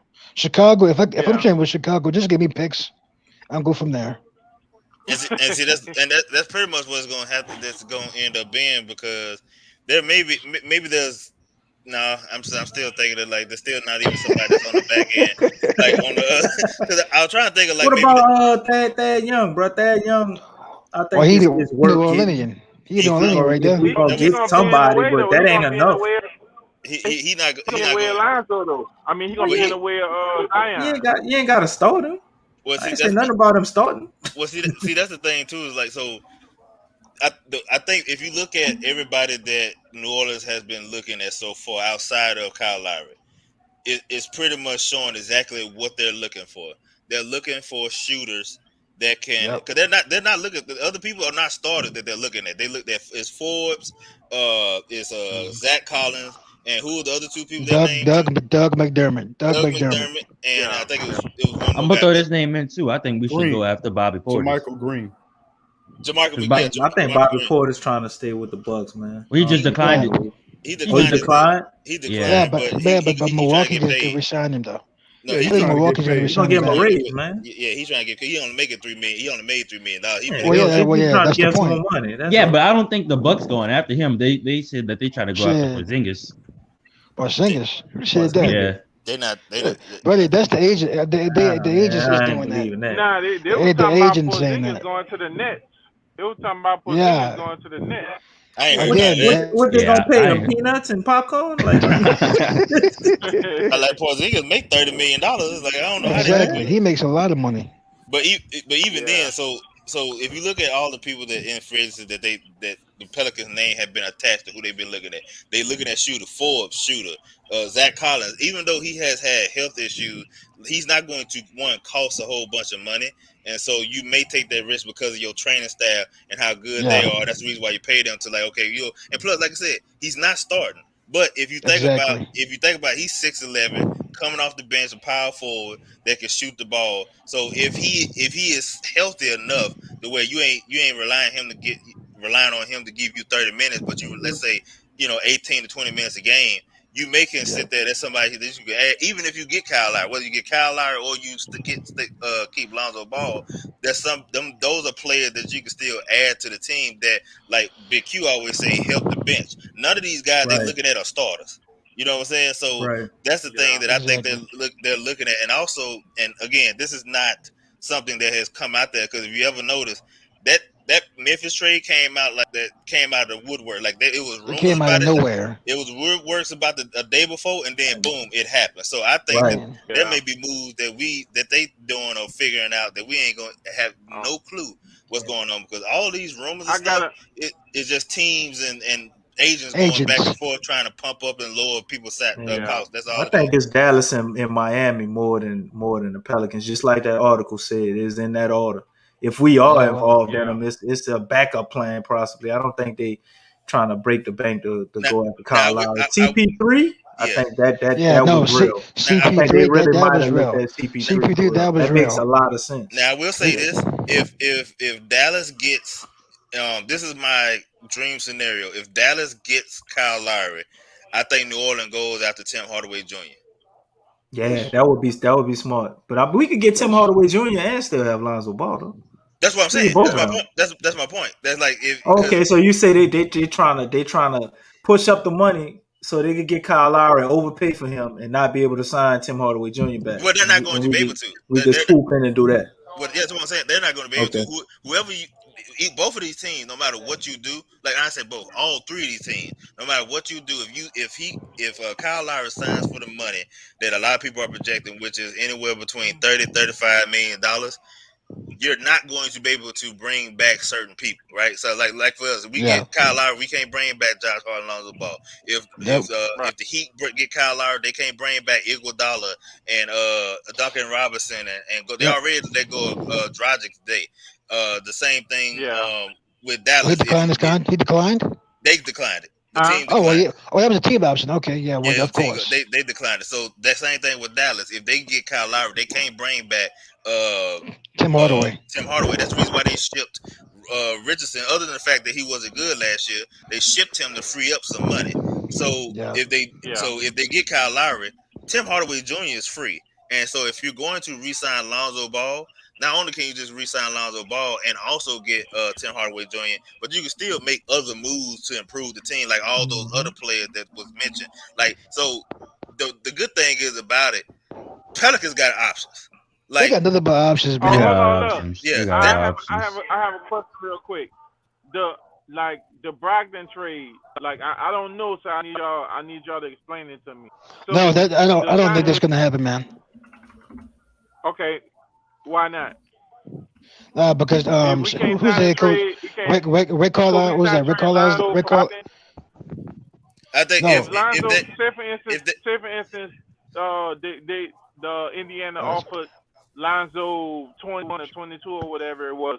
Could we sign a trade Brogdon, or could Lonzo veto the trade because he just don't want to go there? If Lonzo he can't veto don't want to go to nothing. Indiana, or do he just go to? So he just go to the store. If a team decide to do 23, he don't have a choice to say I want to go there or not. No, the way it works is that a team can offer him a contract, and then he can want to go to that team, but he can only go to that team unless the Pelicans don't match him or matches him and then trade him to that team. Like Lonzo doesn't really have total freedom of what his choice is. Like he can go and get a contract offer from anywhere in the world. It ultimately don't matter until, because the Pelicans have to make the decision on what they're going to do. That's why it's the restricted free agency. I ain't saying that. Okay, so what I'm saying is, okay, scenario. Say, like I say, Indiana. Say he don't want to go to Indiana, right? But Indiana offer him 20. But Indiana he has to agree to the contract. He has to agree to the contract. Okay, yeah. I got you. That was the question. Yeah, okay. Oh, okay. Yeah. So another thing I had a lineup thing I was thinking about. So y'all know I keep saying BI at the shooting guard, right? So whatever I'm the lineup I'm thinking with the new draft picks we got is if we take Lonzo, say we keep Lonzo, and then we put BI at the 3, and then we take the new kid trade the 3rd and put him at small forward, because him and BI on floor at the same time is so much length is ridiculous. Keep Zion at the 4 and DJ at the 5. Yeah. That's we start? good. Why That's can't we good start? though. That's what I was saying about the Tim Hardaway trade. I feel like I don't want Tim Hardaway to come in unless he's on the bench because I feel like hell, Nickel. that ain't gonna happen. That's what I'm saying. But no, I feel like that's what I was saying. I might want Brendan Forbes than Tim Hardaway Jr. because I want Naw to start because Naw's been with the team. He got a chemistry. He knows the roles. Don't none of that matter ultimately because it's like what you doing. So for both the situations, one, if your starting lineup and you got the rookie at the 3, and that's how we really didn't get no better. Like that's like we're not gonna start no rookie, man. No, we not. I don't want to start a rookie. Even if we do start it, I wouldn't like it. What I'm saying is like if David Griffin freed up all this cap space for your starting lineup to be Lonzo Ball, B.I., the rookie, and Zion and Valanciunas, like you think that people was cutting up last year, like they gonna run this man up out of run this man up out of here. Like you're not freeing up all that cap space doing all these trades. Yeah. Just that so dude got a blind mask on, so you can start a rookie at throwing darts at the wall. You're not doing it. And even if you sit there like you got Tim Hardaway Jr. For ultimately, it really don't matter because Tim Hardaway Jr. can start at the 2 because he also a hell of a defender. He also a hell of a 3-point shot. He long, he tall as well, and like he better than very good player. He better than NAW. He better than Nah, I don't think he better than NAW. Hold up, James. He proven, bro. He proven. He done it for years, bro. NAW. We want to thank you. Talk about Tim Hardaway. But yeah, all right, that's what I'm saying. He might be a better player, but like he's still not higher than NAW. But no, but I'm saying like we say with Lonzo Ball. Lonzo Ball knows the players. He knows everything and where it needs to be. Just like that's what NAW. That's why NAW. That's why NAW has the edge over him because he knows what he needs to do for this team, and he could do that. And he's getting better. He's showing he's getting better every game. That's not true. It's a brand new coach. It's gonna be a brand new playbook and brand new everything. But every time it's been a brand new coach for 2 years, and he's been balling out every year. So what's the coach doing? The coach only make it. He did all right the first year. He balled out last year. What you mean he balled out? He didn't ball out. He didn't ball out the first year, bro. I mean, he balled out to where he respected him. I'm a heavy no advocate. He did not He's good. He was. So you saying that you couldn't see this dude starting? I saw a lot of potential in first year, but he didn't ball out. I'm about to say potential, but I don't know about no balling out. He will start. But what y'all count as ball out then? What y'all count as ball out? Balling out is when you want him to be LaMelo Ball? No, if you got 15, 20 minutes, you gave me 12, 13 points every time like clockwork, and you did it efficiently. You didn't give me 4 or 5 turnovers. You know what I'm saying? You wasn't jacking up shots, messing up the rhythm of the team, which I saw him doing. You knew your place, you know what I'm saying, and played in your role. He didn't do that. He was trying to figure it out. And that's why we said he balled out this year. That's why he said he balled out this year because he didn't make the same mistakes that he made last year. So he's a lot better this year. But at the same time, my point is like if we get Kyle Lowry, there's a good chance they're not gonna start. But if Lonzo is going to be the person that we bring back, or whoever it may be, whoever going to be our point guard. The thing is that I don't believe that you go into, because it's either going to be B.I. at the 2, or you finding somebody that's going to be a whole lot better to where now come off the bench. Because here's the thing, you freed up all that cap space to get substantially better, not a little bit better, substantially better. Now starting at the 2. To me, only works if you got substantially better at the point guard position. That's it. And if that don't happen, then guess what? You got to make sure that you bring in somebody like a Tim Hardaway Jr. or a situation where, like, if I don't know, Bojan Bogdanovic or something like that, or whoever it may be, somebody come in that can spread the floor, shoot the ball, do all that stuff, and then because I don't think as much as people want now to start, him coming off the bench ain't gonna kill him. Like I don't understand that thought process. He could be a 6-man. He could be a six man. He could come off because think about it. They're obviously looking for a veteran backup point guard as well, or some veteran shooters that's coming off the bench to go with the other unit that's coming off. If Nall is in a situation where he comes off the bench when BI and Zion is not on the floor, he only has to worry about one thing, and that is the score, which he wants to do. The whole reason why he was such a, people got mad at him last year is because he had the green light. It was just like, bruh, you didn't have to shoot that. Why are you shooting 10 times when you get in the game for 4 minutes? Like, what are we doing? But at the same time, that's who he is. Shoot, but like they do with Giannis. Giannis shoot the ball, but it don't go in every time. But he still shoot it. Giannis. Yeah, Giannis. But that's a whole different type of caliber player. Like that's not even comparable. I'm not even talking about the player though. I'm talking about just a mindset of a person. I'm just talking about the mind. I'm not talking about. I'm not comparing them. I'm talking about mindsets. But there are also players that you like DC. DC said that boy ain't never saw a shot he ain't like. Because I mean, he shoots. He's a good shooter. You act like he's not a bad shooter. Like if he gets it, I mean. Here's the thing though. It's not a situation of like whether he's a good or bad shooter. He take bad shots. Like that's the thing. Yes. Like he will take it bad. Like coming off the bench. So how many bad? A game. So let's say he take 5 shots a game. One option to be a volume scorer like that.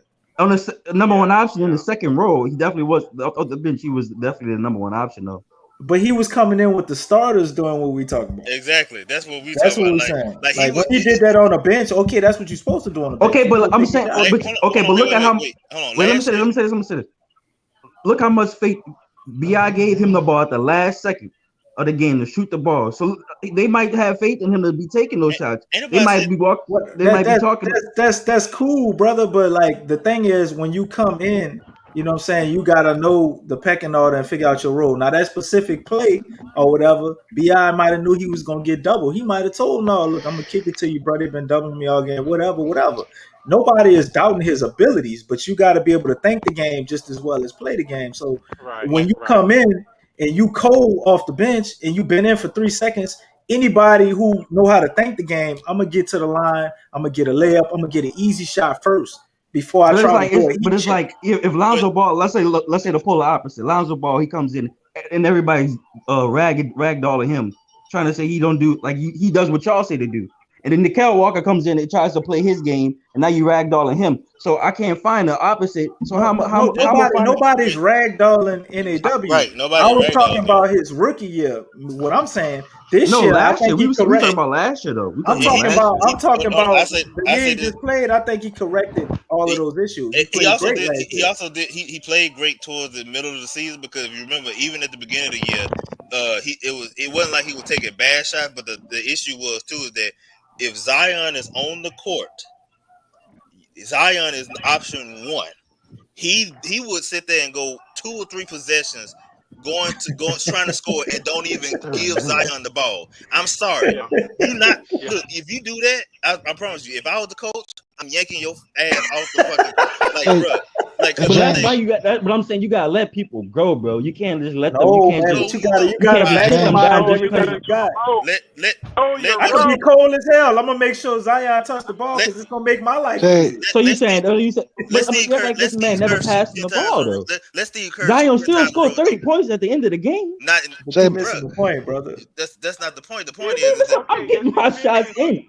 What you want me to do? If I see a wide open shot, I'm gonna shoot the ball. James, you know what the sad part about it is? Stan Van Gundy didn't Nickeil Alexander-Walker no good. He ain't even want to play that dude. That too, yeah. That's the sad part. He didn't, and that's the bad part on that. And that's the reason why he says he's out here. But I think to stuck up. But I think also at the same time, like, look, there's nothing wrong with making sure that you shoot the ball or get shot. But there is a problem when we go on a run of 4 or 5 minutes of not scoring. And one of the reasons why, because you have Zion, who is right there, who is almost an instant bucket, and you choose to shoot it instead of giving it to the man. Like, even Antonio Davis has said this. You got some time to find a way to get an easy bucket. And then you have Zion on the court, who is the easiest bucket you can get. Like it's pretty much either it's gonna be a bucket or it's gonna be a foul. And so if you sitting there as if you notice you going down the court and for 4 minutes and he ain't touched the ball and y'all ain't scored, at some point you got to realize, you know what? Let me dump this into the big dude and let him get the rock. If you can't do that, now again, he's learning, and eventually he'll get to that point. But again, now best situation is when he had the green light and he don't have to focus on nothing else but him going to the basket. Ooh, that's the perfect sentiment right there. That's the difference between us being a 6-man and being a starter. Right with but that. I think Tim Hardaway. But I'm saying I think Nickeil Alexander-Walker is a better point guard than Tim Hardaway. He's not a point guard. Nickeil is not a shooting guard. He's not a shoot guard. He's a shooting guard. He's a shoot guard. I'm not saying that. I never said he was a point guard. I never said he was a point guard. I said I think he is a better point guard than Nickeil Alexander-Walker. I never said he was a point guard. I just said he's a better point guard. Wait, who's a better point guard? I'm confused now. No, I'm saying Nickeil Alexander-Walker is a better point guard than Tim Hardaway Jr. But we're not getting neither one of them point guards. Though, exactly. That's what. No, James, earlier you was like, no, I think whoever's the better at a point guard position. I didn't say better point guard. I said who's the better player. No. No, I'm saying before you just said that. I'm saying early in the conversation you were saying that. I remember saying Nickeil Alexander compared to another point guard. I was saying Kyle Lowry as a point guard is better than Lonzo, but I was saying that it depends on who you have in the situation. So you have to, for one, you have to improve the team. Like no matter what happens, you have to improve the team. If it gets to the point where Kyle Lowry is not going to come here, and you have to re-sign Lonzo Ball, you also have to improve everything else. You have to improve the starting lineup. The starting lineup cannot be Lonzo Ball, Nickeil Alexander-Walker, B.I., Zion, and it can't be that way. You have to improve the team. So my thing is, like Big Q said, improve the bench. The best way to me to improve the bench is to go out there and get someone that you know that is a certified sniper at the 2-guard position. If you bring back Lonzo Ball, and then it also helps the bench because now it's still coming off the bench, and then when them two dudes, them two nuclear weapons that you have on offense, go sit down. Guess what? We run the offense through you, Nickeil.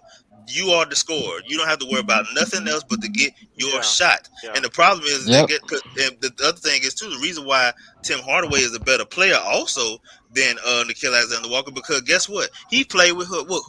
Luka, who is the main person, and he understood when to get his and not to get his when Luka is cooking.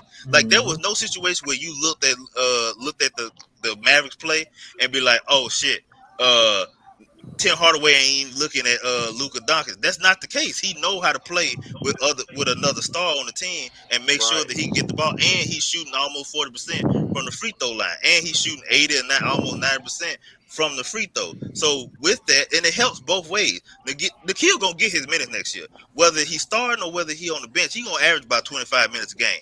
He gonna do that. That's what it's gonna be. Ain't here no more. Bledsoe gone. So that, hold on, Jonathan. Hold on, brother Jonathan. We got another family member chiming in. Go off, you okay, bro? Hey, what's going on, brothers? What's up, man? How you doing? Hey, bro, how you doing? All right, good, Can't hear man. you, I brother. just want to say, you can't hear me? Y'all can hear go off? Yeah, I can hear You him. good to go, man? I can't hear him at all. You can hear me now, BQ? You good? DC, can you hear him? You got something going on your end, Big Q. I can hear him, bro. I can't hear nothing. I can't hear him at all, bro. You want me to leave out and come back in? You want me to leave on, come back in, Big Q? Yeah, I'm gonna pop back out and. All right, let me head out and I'll come back in. I can't hear him. Say, but James. I'm listening. Say, James, listen. There's a reason. There's a big reason why Rick Carlisle is out of Dallas. I just want you to know that. There's a big reason why. Oh, I know. Yeah, because him and Luka, they had beef. They didn't see eye to eye anymore. And that was. You talking about Tim Hardaway Jr. down? No, I'm talking about Rick Carlisle and Luka. Oh, okay. That's a big reason why. You can hear me now, Q? Big Q, he stepped out, go off. I guess something going on. No, man, you go ahead, man. Couldn't Go hear ahead. you, so he must have Oh, went out and came back in. okay. Nah, I just kind of want to say I agree and I disagree in a way with James for the simple fact that you could say Tim Hardaway is a better shooter, but I think no got the advantage because he could create his own shot. Like Tim Hardaway playing off of Luka and make him look better because he hitting open threes. You know, Luka draw a lot of attention, but at the same time, I didn't see No take the ball and go full court and get his own shot. You know what I'm saying? So they kind of like two different players. It's hard to kind of case them. And the Mavs were a better team than the Pelicans last year, so that's kind of skewed. But at the same time, I think now coming off the bench, that's the part that I agree with him on. I mean, I think Lonzo coming back, and I think that also we're gonna focus a lot on the two guard. I don't think we're really gonna be looking at signing a point guard. Like the Kyle Lowry thing is kind of like, okay, Lonzo, you want to say you want this, that, and the other. Well, we're gonna say we want Kyle Lowry. I just think a lot of that is like smoke screen type stuff. Right. Well, I think the Pelicans really do want Kyle Lowry because I heard they said they tried to go after CP3 too, but CP3 decided that he was gonna opt back in and go to the Suns. But I think it's No just contract been signed, James. That's true. That's But true. but think about it though, James. If you got Chris Paul, right? Just put yourself in the mind of David Griffin. You got Chris Paul. I mean, you got Lonzo and Chris Paul saying, "Okay, Lonzo commanding this, Lonzo commanding this, that, and the other." Are you gonna just say like, "Okay, well, we're not gonna make no moves"? Or are you gonna put stuff out there like, "Okay, well, cool, you looking for this? Well, we saying we want Chris Paul." You don't think Chris Paul want to go back to the Suns if this situation gonna pay him the money and all of that? I think That's if you, people. I think if you David Griffin, despite whatever the Lonzo situation is, you're trying to improve the team. Like it's one of them things where, yeah, like as much as we talked about Lonzo Ball and bringing back Lonzo Ball, like if it's not like you can't improve by getting another player at the point guard position that is better than Lonzo. That's the thing. But so those two players, CP3 and Kyle Lowry, would be an upgrade at the point guard position.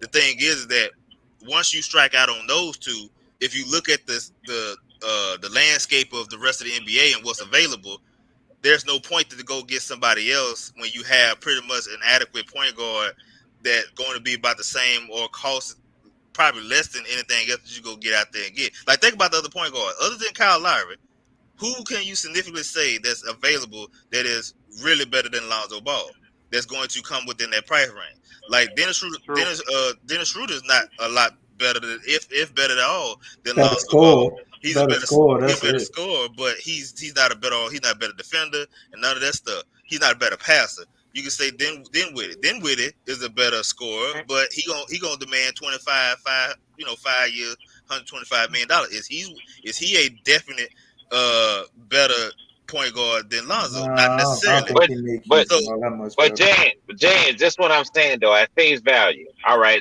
think about Kyle Lowry. Is Kyle Lowry young in this league or is he older in this league? He's older. Do you think Kyle Lowry is gonna say, "Man, Zion, Brandon Ingram, and Valanciunas is enough for me to compete for a championship"? I don't think he cares about championship. So how, man? Come on, bro. He don't. Like, His agent literally just can't. His agent just has been saying the entire time that Kyle Lowry is not ring chasing. He wants to get paid. That is ultimately what he said. Hold on. Didn't Kyle Lowry say he wanted to play with DeMar DeRozan? That's because it's his best friend. Hold up. But bro, I'm just trying to tell you about narrative. I'm just trying to teach you about narrative. I'm listening. If he trying to get the most money, but he also trying to play with DeMar DeRozan. So you see a scenario where we got enough to pay for Kyle Lowry and DeMar DeRozan? No, because So how are we an actual threat to sign Kyle Lowry? Because there's no other team really out there that's going to be able to afford both of them. Anyway. Miami can get him there, and they might not sign DeMar DeRozan, but he's also good friends with Jimmy Butler. Exactly. So that's you got to watch out right. for that. And then, you got Miami, and you got the hometown thing. Like, who don't want to play for their hometown? You got Philadelphia, yeah. If Philly can work out a trade while within this free agency period, they work out some type of trade, or maybe they get Pascal Siakam and Kyle Lowry for Ben Simmons or something. But Who also, knows? another thing too, people they thought he could go to that. DeRozan already said that he wants to go to Lakers, and he was willing to take the mid-level Right. exception. Like Lakers cannot afford Kyle Lowry, and plus they already just traded for Russell Westbrook, so that's not Yeah, happening. So But they check have no this out. money. Didn't Kobe Bryant? And just as a reference point, didn't Kobe Bryant say he wanted out of the Lakers, right? Yes. Yeah. At one That point, is correct. because they didn't believe in him. Right now, this is a player that said, "Hey, this is what I want." Did that happen? Correct. Hold on, it didn't happen. But if Kobe said himself that he Not if. Let's deal with fact. Did it I'm happen? dealing with fact. Kobe just said himself that he was on the verge to go sign with the Clippers, and Yes. what's the West dude, the one that Jerry West had to West- convince him Jerry not to go West there. told He him not convinced to him not to go there. convinced him not to do that. They didn't stop him. They convinced. That's Did he facts. say but did he say he wanted to be traded? Yes. Yes. Yes. Did he get traded? No, because he chose to stay. That's all I'm saying. If all a player says X, Y, and Z, 9 times out of 10, we gotta wait to see for it to happen. Now, Kyle Lowry, I agree with you. He wanted the max money. I'm not denying that. But you can't tell me that he looking at the situation in New Orleans and being like, yeah, that's where I want to go. Bro, I'm just saying, like, David Griffin could put out stuff. Rich Paul could put out stuff. Lonzo is coming back. That's why why that cap was created. We're gonna focus on the shooting guard, bro. But what I'm saying is the cap was created so they could do whatever they wanted to. It wasn't one thing in particular mind. It was so they could do. It was they freed it up so they could go sign Kyle Lowry, and if they don't sign Kyle Lowry, they could also bring back Lonzo Ball. It didn't matter which one happened. The key is to make sure that you was able to do it if either one of them situations come up. The thing is with Kyle Lowry. You're right. I'm one of the true believers that I believe that Kyle Lowry probably will go somewhere else. But I'm also I'm also believer too is that if the figure comes out where we offer him $36 million and Dallas or Miami offer him $30 million, guess where he going? He going to New Orleans. He going I to agree. get paid. But that so I agree. So y'all know how long he trying to sign for? Like he trying to sign a 3-year deal or like a 1-year deal? If it's a sign and trade, it has to be 3 years. Now, James, I agree with you. If we give him 30, there's no dispute from me with what you just said. I'm just saying, like, for what he said he wanted versus what Lonzo want, I think Lonzo's gonna get from the Pelicans. But at 36, I mean, come on, that's not even that's not even a question. I mean, I agree with you. Hold on. Just remember it's a desperation angle to this, man. As well, we got to remember. Now, Yes. The thought process is why in the world why the Pelicans would want to throw $25 to $30 million on a player with an injury history who's on he's a good player, but really not what he used to be. I mean, to think that he's going to be the answer to taking your franchise is a certain area of desperation here. David Griffin is under the gun, man, and he knows he needs leadership at the point guard position. To me, it's a foolish gesture. Only a desperate man with desperate thoughts would consider paying Kyle Lowry $30+ million in any scenario to come to this young team to help them win. Now, even though if you might not believe in Lonzo at $20 million, there are other options out there that are more favorable and better for this team than Kyle Lowry. Now, why the hell they pointing at Kyle Lowry and say he the answer to every for getting the Pelicans over the hump and getting them to the playoffs? I don't understand that because that's a bit extreme to me. Unless you're coming from a mindset of desperation. I mean, that's what it is. Okay, I hear families saying, Q, they don't believe in Lonzo Ball. This could be the case. This could be the case because you're not dealing with a man that, I mean, come on. I mean, this is just, to me, this all reeks of desperation. This is all some desperate stuff. I would not, even on goddamn 2K, I wouldn't give Kyle Lowry $30 million $35 million for over 2 years, man. Come on. You know what? I mean, that don't make no kind of sense, man. The fun thing is that there is a situation where you could have both Kyle Lowry and Lonzo. That's the one thing a lot of people don't talk about. There is a situation you can have both of them. I don't know if that'll happen, but it's 10% probably. Right, that's what I'm saying. Because you, brother Jay, Professor James, you talking about $50 million right there. Yeah. In your backcourt. Yeah. So I mean, that's something we had to. Yeah, go ahead, go off. Let me ask you this, and this is to the whole panel. Okay, so let's say we give Kyle Lowry the 30. So that leaves us with what, 6 million. Let's say we give Lonzo the 20 million. That leaves us with 16 million, correct? Even if you buffer your starting five, right? What does that leave your bench as? Do you think the Pelicans are not thinking like, man, if we give Kyle Lowry this 30 million, that leaves us with 6 million? Do you not think that they're thinking once our starters go out, what is our bench gonna look like? Do you not think that they're thinking about that? That's not, but that's the thing. But this got They're not. Go ahead, James. Even if you sign Kyle Lowry to the $30 million, you don't just have $6 million. You still haven't gone over the tax at the going into the luxury tax at that point. You haven't gone to that point, but you got almost like. But what did Gail Benson say she was gonna go into the tax for? If it looked like we were gonna be contending, correct? Right, which is the reason why that if you're David Griffin, you're probably telling or pitching to Gail that this is what we're doing to allow you to go into the tax. So this is Kyle Lowry wouldn't be the final move that you would do. You would do other moves on top of that to allow, like, this is a team. And again, it's not necessarily a contending team, but she says she wants a winning team. So even if, cause there's a lot of teams that's in the luxury tax that ain't really contenders, like, for the most part. But at the same time, if you, let's say you built a if you preach into Gail Benson and you say, okay, adding Kyle Lowry and these other 2 or 3 pieces will make sure that we're a top 4 seed in the NBA, she'll probably pay the luxury tax. Like she'll pay the luxury tax. If he tells her that, she'll believe him and pay it. Yeah, she'll pay it. So at that point, who's the starting five to get her to understand that, hey, with this starting five, and then we make these 1 or 2 additions. So you got you got Kyle Lowry. Who's the starting 2 guard?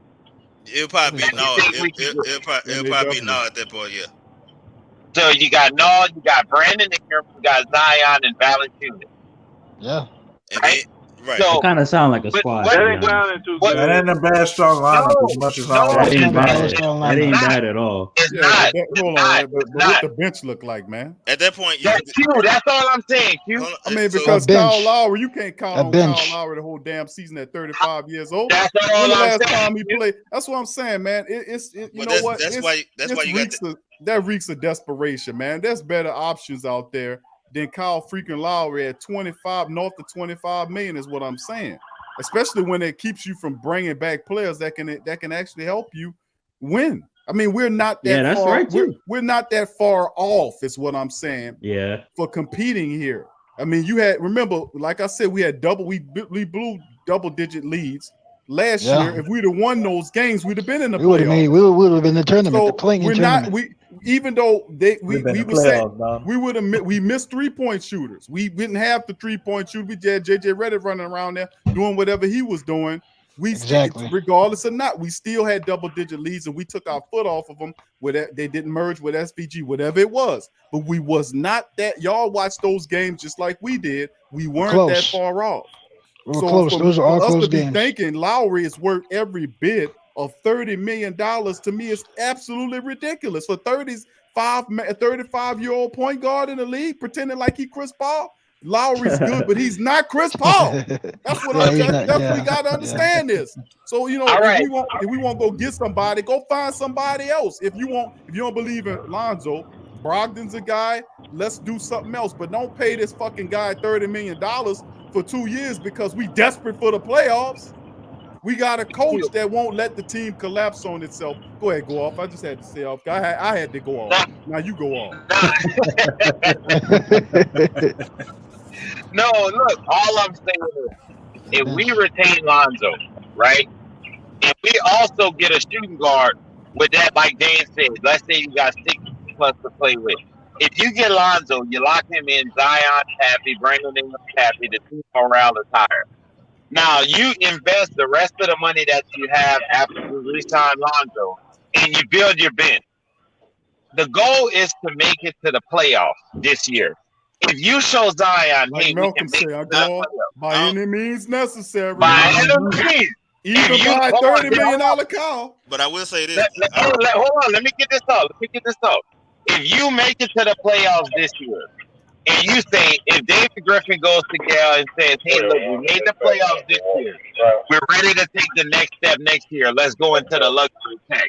which sounds better? David Griffin is having a bad track record with her right now.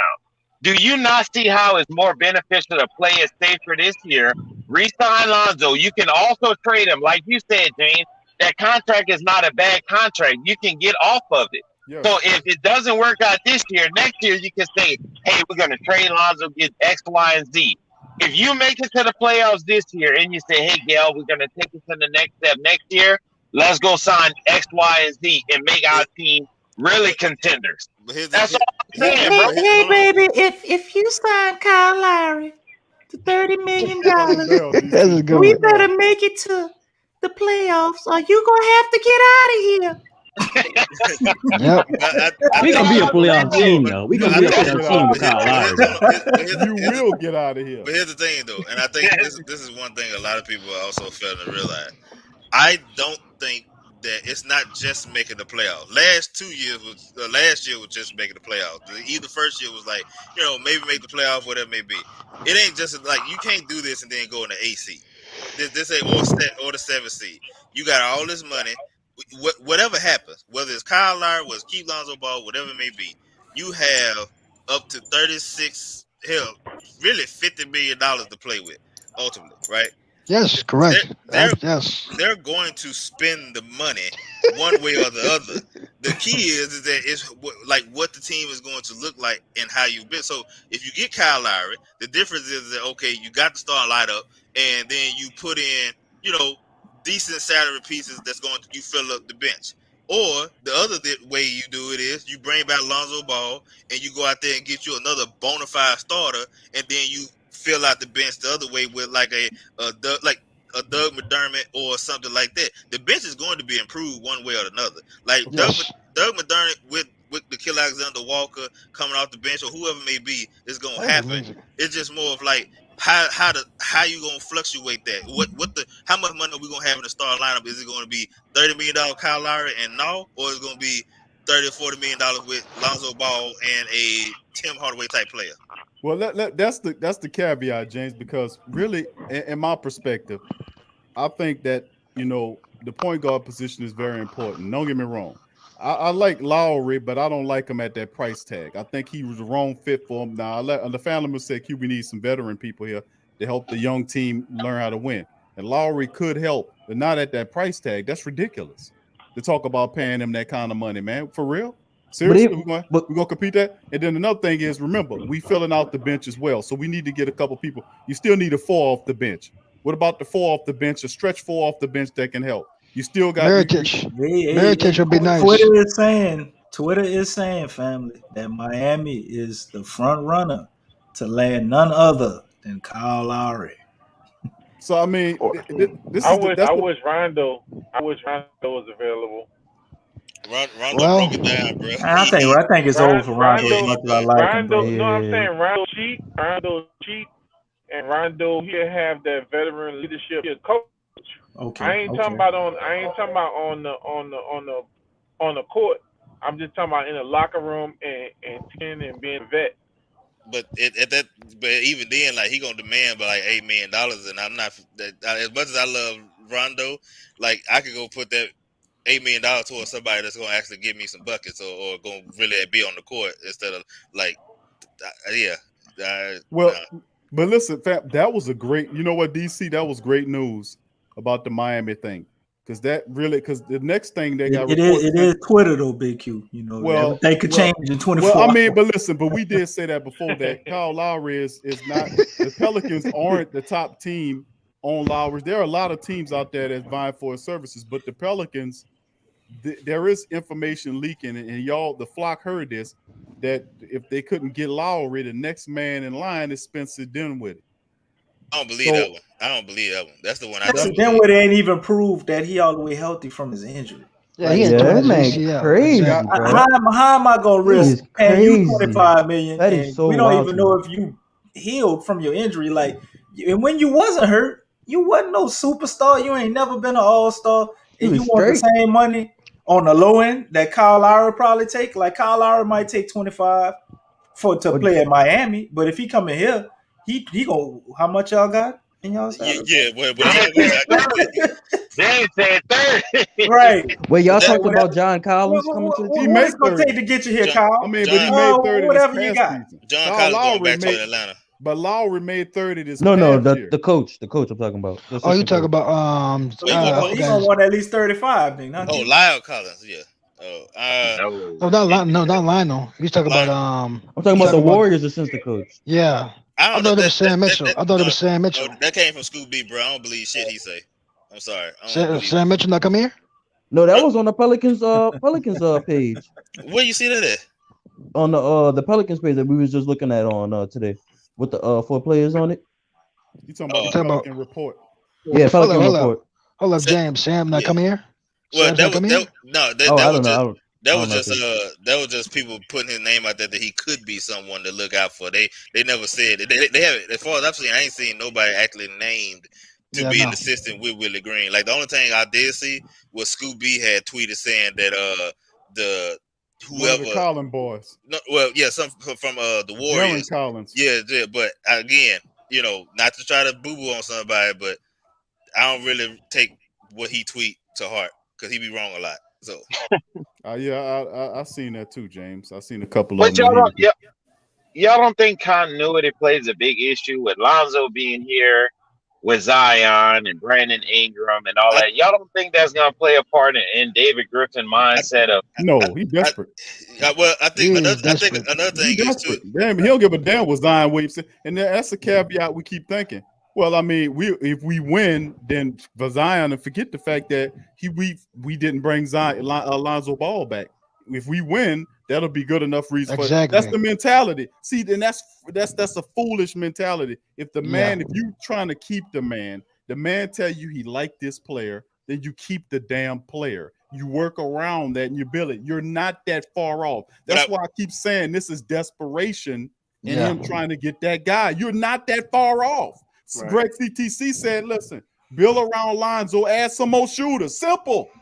You got Willie Green's system. Willie Green's system will work with these guys. The problem with Stan Van Gundy family last year was Stan Van Gundy lost the team. They wasn't stuck up. Come on. Stuck up. We need to turn the whole damn meal over.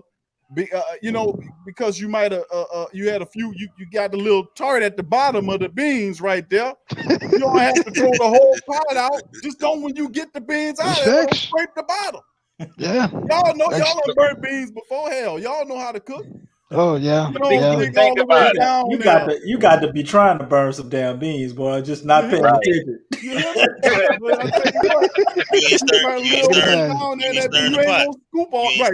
James, you hear what I'm saying? That's what I'm saying. You ain't paying attention. You know what I'm talking Simple rules, man. Simple rules, bro. I had to bring it back to cooking. Like, man, listen, check it out, though. Whole meal. Think about it. Go ahead. All right, you said that David Griffin is desperate. When they introduced Stan Van Gundy and he did his press conference, was Trajan Langdon involved in it in any way, shape, or fashion? Nope. Okay, so it's a different. You got to understand, it's a different approach. Do you not think he asked Willie Green? Okay, Willie, who do you want on this team? Do you want us to go after Kyle Lowry? Do you want us to work for Lonzo?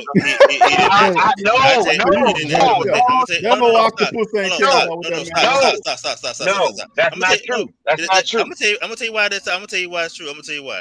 One, because the whole thought process, whether it was gonna be Willie Green or whoever the other coach gonna be in, they were gonna go in and try to remember. They were talking about Kyle Lowry before they even got Willie Green. Yeah. Like before that was even. But that was unofficially official. Okay. All right. When Brandon Ingram and Trajan Langdon went over there, it was already they had their mind made up, bro. You know. But to me though, that was a Trajan Langdon hire. This was never a Brandon. This was never a David Griffin hire. That's a Trajan Langdon hire. But the other thing is too that that's my opinion though. But the way it is a Trajan Langdon hire, but the way GMs think this decade, not that decade, this era is, we get the talent, you coach it. That's as simple. The only person that has that say so of who wants to be on that team is one person, and that's Greg Popovich. Everybody else, for the most part, don't necessarily have that. For the most part, that because even if you think about it, Miami, I'm about to see that. It's Pat Riley. It's not supposed to coach the team, but he may have a say so because they got a good relationship. But that's it. Look, think Pat about Riley. the Lakers. You think what's his name? Was it Frank Vogel told them, "Hey, go get Russell Westbrook"? Hell Oh, no. you talk, He didn't say go get Russell Westbrook. He sat there and let y'all do what y'all want to do. I'm just gonna go coach us. That's all he did. Like it's you not. talk about Ron But Pelinka. that's Ron not No, Pelinka. that wasn't. No, that Rob wasn't. Pelinka's job is not on the line like Man, David come on, Griffin. y'all gonna act like that ain't LeBron No, doing that's that, man. LeBron James Well, doing LeBron, that. LeBron What is y'all a good man. talking Let's about, get man? that straight. That's LeBron Yeah, James that's doing But that. That is not LeBron that's James, ladies and that's gentlemen. a bad franchise, Man, bro. Pelinka, That's a bad is up there like a soccer mom with the Rob grocery list. Pelinka is David Griffin out there. You My go do point, this and you gonna do this for me. Yes, sir. I'll go get him. correct. Right. LeBron. Correct. Yes. That's but what's my going point, That's a on out bad there. example. but my point is too is like think about this. Just go around all the coaches. Just go to all of them. Just all the coaching situations. Like I said, other than Greg Popovich, he's the only one that has true real control of who's on his team and who he wants to go get or who he let go. Other than I that, don't believe no. that. All right, you And, believe and, that? Doc how, Rivers. and how is that You know, working out though, James? I mean, it worked out for 20 years. It's just not starting not to work out for. I don't you think don't That's think he Doc didn't definitely. have. Rivers? You think he had that power for 20 years though? He I was don't the think he he had was that the same power for he 20 he years. was the GM before Nah. he was the coach. You don't think Doc Rivers got a say so in who Philly gonna bring to the over there or Oh not? You don't. hell no, hell that's Daryl Morey right Man, there. come on. Daryl Morey controls Nah. that. I mean, but listen, Nah. Daryl Morey controls that that's bullshit. typical. That's Morey. I can see Morey and Doc Rivers working because remember, Doc Rivers he had general. He didn't. The Rivers have general He manager had general before manager they stripped him experience. of Yes. him in LA. That was with the Clippers, and then they fired him from that spot. Doc, Then they gave it to Yeah, they did. Doc Rivers was exactly. let go. They took his GM role and gave it to Right. Jerry West. Right. This is Say, true. but James, What I'm saying is, at the end of the day, is that the way the Pelicans organization is set up, from what you're seeing, a lot of the moves that was happening, that was Stan Van Gundy. Last year was Stan Van Gundy's hiring of SVG. That's bottom line. Langdon didn't. You could tell that wasn't his style. You can look at Trajan Langdon and know his style and know what he rocking with and know that he not gonna go pick no goddamn SVG. Come on. SVG yes, wasn't doing nothing. The last time he was the yes, coach, well, you had to go way back in the day. His last stint in the Detroit, NBA was he was a GM, a stinky one at that. So I mean, Detroit. so why would I put him on Front Street for any goddamn thing I'm doing with the old ass team? Come on. So Yeah, I'm come on, saying, man. Trajan Langdon, and then remember, don't forget, brother James, that Langdon was trying to get out of here with Sacramento. Remember, we was trying Correct. to tell y'all Oh yeah, correct. we were sure they all of them went right past that, and I kept saying, "Hold on now, what you doing over there, looking up in there? If you felt like you had something going on, you just got here. It's Correct. because Correct. that guy is. Listen, I understand what you're saying about the general, how VPs or whatever are looking over certain guys' shoulders or whatnot. This is a really elevated case of micromanaging because he's desperate. A lot of what's going on is pushing for the veterans and trying to turn the team over to a degree is a bit of desperation. Nobody in their right mind will go run after a 35 old point guard and say, I'll give you 35, 40 million. Come on down here with me. 35. He made 30 million last year. Big Kill. I'm gonna give you 35. I'm gonna give you 35 million. Come on down here with me. Hey, but Big Kill. I got Zion Williamson for you, man. Come on, man. Hey, Big That Kill. don't make no sense. Go Hey, ahead, but Big Dom. Kill. But here's the problem though. You keep saying Kyle Lowry. They want Chris Paul also. So at the end of the day, it's damn. But They I already said said that they're though. not. Remember, They said they that's tried not to going. move. Yeah, That's not going to happen. Yeah, Why would Chris Paul leave Phoenix after he just got him to the finals? I knew that. I trust me. Hey, Phoenix gonna pay him? Like, that don't- the that Lakers don't wanted Chris Paul. That wasn't even gonna happen. No, I think it was a real thing that we wanted him. Yeah, I think. But that don't. Okay, we reached out and he said, and it wasn't possible. Okay, but there was never a reality that he was gonna really leave Phoenix. Hold on. That part is not necessarily true because there was talk going around that if CP3 opt out of which he is still going to do and do a longer contract, that there was a possibility before the Lakers did their move that he could possibly go to the Lakers. There was also talk that he could probably also go to the East because another thing is that the reason why he may leave the Suns is that he could have looked at the situation and realized they may not go back to the finals based off how the makeup of the West is going to look this coming But year. James, it's not the Pelicans. You said the Lakers or the East. I'm talking strictly on the fact that he was thinking there was a possibility of him leaving. Now, my other But thing I said coming to the Pelicans. That's what I understand that too. But my thing is here. Like my dad always told me, the worst thing somebody can tell me is no. Like, so ain't nothing wrong with him sitting there and asking whether or not there was a possibility. And if they said no, if he said, okay, guess what? We just wanted to try. There was a good chance that we weren't gonna say it, but you'd be a fool not to at least ask, because who knows if there was a situation where he said, you know what? I may come back to New Orleans where it may not have happened. It was never a shot, but at least ask the man and see what he says. And but Jay, in your heart of heart, do you think Chris Paul was coming to the Pelicans? Yes. Or no? I don't think so. But again, my point is, what's wrong with? But my point is, what's wrong with asking? So, but James, but what do y'all see as a winning season for next year? She tell you no, you go to the next Big Hill. right? That's all I'm saying. That's all you get out. I'm not saying don't do your due diligence, but is it realistic? That was the only point I was making, bro. Was it realistic? That's all I was saying. What y'all see as a win? Do your due diligence. What y'all see as a winning season for next year? Like, what standards do y'all hold the Pelicans for next year? Me personally, playoffs. It's the playoffs. I'm saying, like how far in the playoffs? What position in the playoffs? Be competitive. I'm saying, me personally, I'm gonna come straight over it. If you got $30-something million, $40-something million in cap space, like, and the way everything is looking, I want at least 48, 49 wins, at least at the bare minimum. Like that's my thought process. So but you think we're going second round of Western Conference Finals? Where you think that's possible. Well, that's a possibility. It depends on what your matchup looking like. But I think you trying to fight hard to get to that second round. If you win 48, 49, you can't be a first round one and done. If 49, right. That's why I said you can't be a first round out at that point. But but go ahead. No, Big Q, the reason why I say Chris Paul, the only reason why he was going to come down here because of Willie Green. Him and Willie Green got a great relationship. And Big Q, the reason why I tell everybody this, so when you got these coaches in the room that got great relationships with these players, even the assistant coaches, they're going to come down here. What about Monty Williams, though? But see, go ahead, James. He probably had just as much of a relationship with money as he does CP3. But again, the reason why and CP3 said this, that he chose the Suns, other than the fact that they was on the west side and he was gonna be close to his family, was the fact that Willie Green was there and was a coach. Like he said that. So it was a relationship reasons of why he chose. He like, yeah, they got a good team. Cause let's be real. As much as people keep talking about that 8-win bubble stuff like that, they won 8 games and still did not make the playoffs. Like that's simple. Bad, bro. It was real bad. So he could have sit there, looked at that same situation, and be like, you know what? Nah, that's all right. I'm good on that. But the reason why he said that is that I do like Devin Booker. They do got I like the young talent, and they got Willie Green who's there, and also Money Williams. So you know what? Trade me to the Suns. He asked specifically for the Suns. Exactly. Then he got DeAndre. Go ahead. Real quick on the Lonzo Ball thing. I see something in the comments, but do y'all remember when Lonzo Ball was the point guard before he went to the bubble? Everything I'm saying is before the bubble. Was there any talks about? Was there any talks about like, man, Lonzo can't be the point guard for the Pelicans? Hell no. It was looking amazing when Drew Holiday got hurt, and I think that led to us start shopping Drew Holiday because it's like, damn. This guy really can play point guard, and he was actually playing good defense. He was doing everything, you know what I'm saying? And he had a stretch.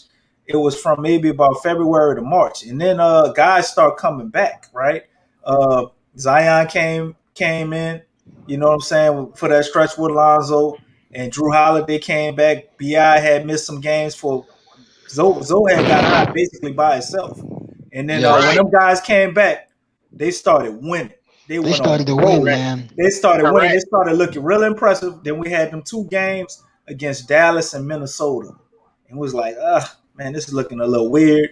You know, it was some games we felt like we should have won. They kind of just botched it up and lost. Then the season, was over after that. Yeah. We were supposed to play Sacramento. But Yeah. Lonzo was about to play himself into a contract that year. If the season would have closed down, they was gonna give him a contract. Probably would have been cheaper than what he wanted now, but he was gonna have probably a certain amount of years, bro. We wouldn't even be having this conversation. Correct. Before then the bubble happened. When the bubble happened, that changed everything because nobody expected the Pelicans to just like lay an egg like that. And then it was very embarrassing because they gave us prime time TV slots, and we the NBA wanted the Pelicans. They wanted them in there. They was doing everything to try to help us make sure we got in the playoffs because everybody was enamored with Zion. He came in overweight. Bi got lost in the shuffle. Lonzo played horribly, but I couldn't put all that on Lonzo. The whole team just played bad. The whole team played bad. Look at Derek JJ Redick was the only one that was balling, bro. JJ Redick, NAW. I think that's it. That's it. Everybody else look ass. Everybody else look ass, bro. The whole team. But think about it. You replace Derek Favors with Vucevic. I mean, not Vucevic. Steven Adams. Oh, with Valanciunas. You replace Derek Favors. No, Derek Favors got replaced with Steven Adams. Then we replaced Steven Adams. No, I'm saying from that year. From that year. All right. Yeah, that's what I'm saying.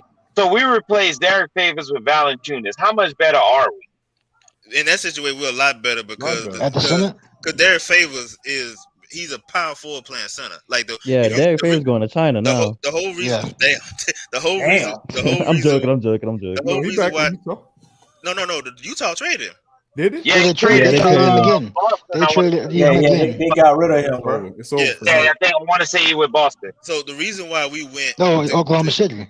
Yeah, Oklahoma City. That's okay. The reason why we traded for Adams to replace Favors, that as good as the defense was when Favors was in there, if you ever notice, anytime he played against a true big, he struggled because he was too small.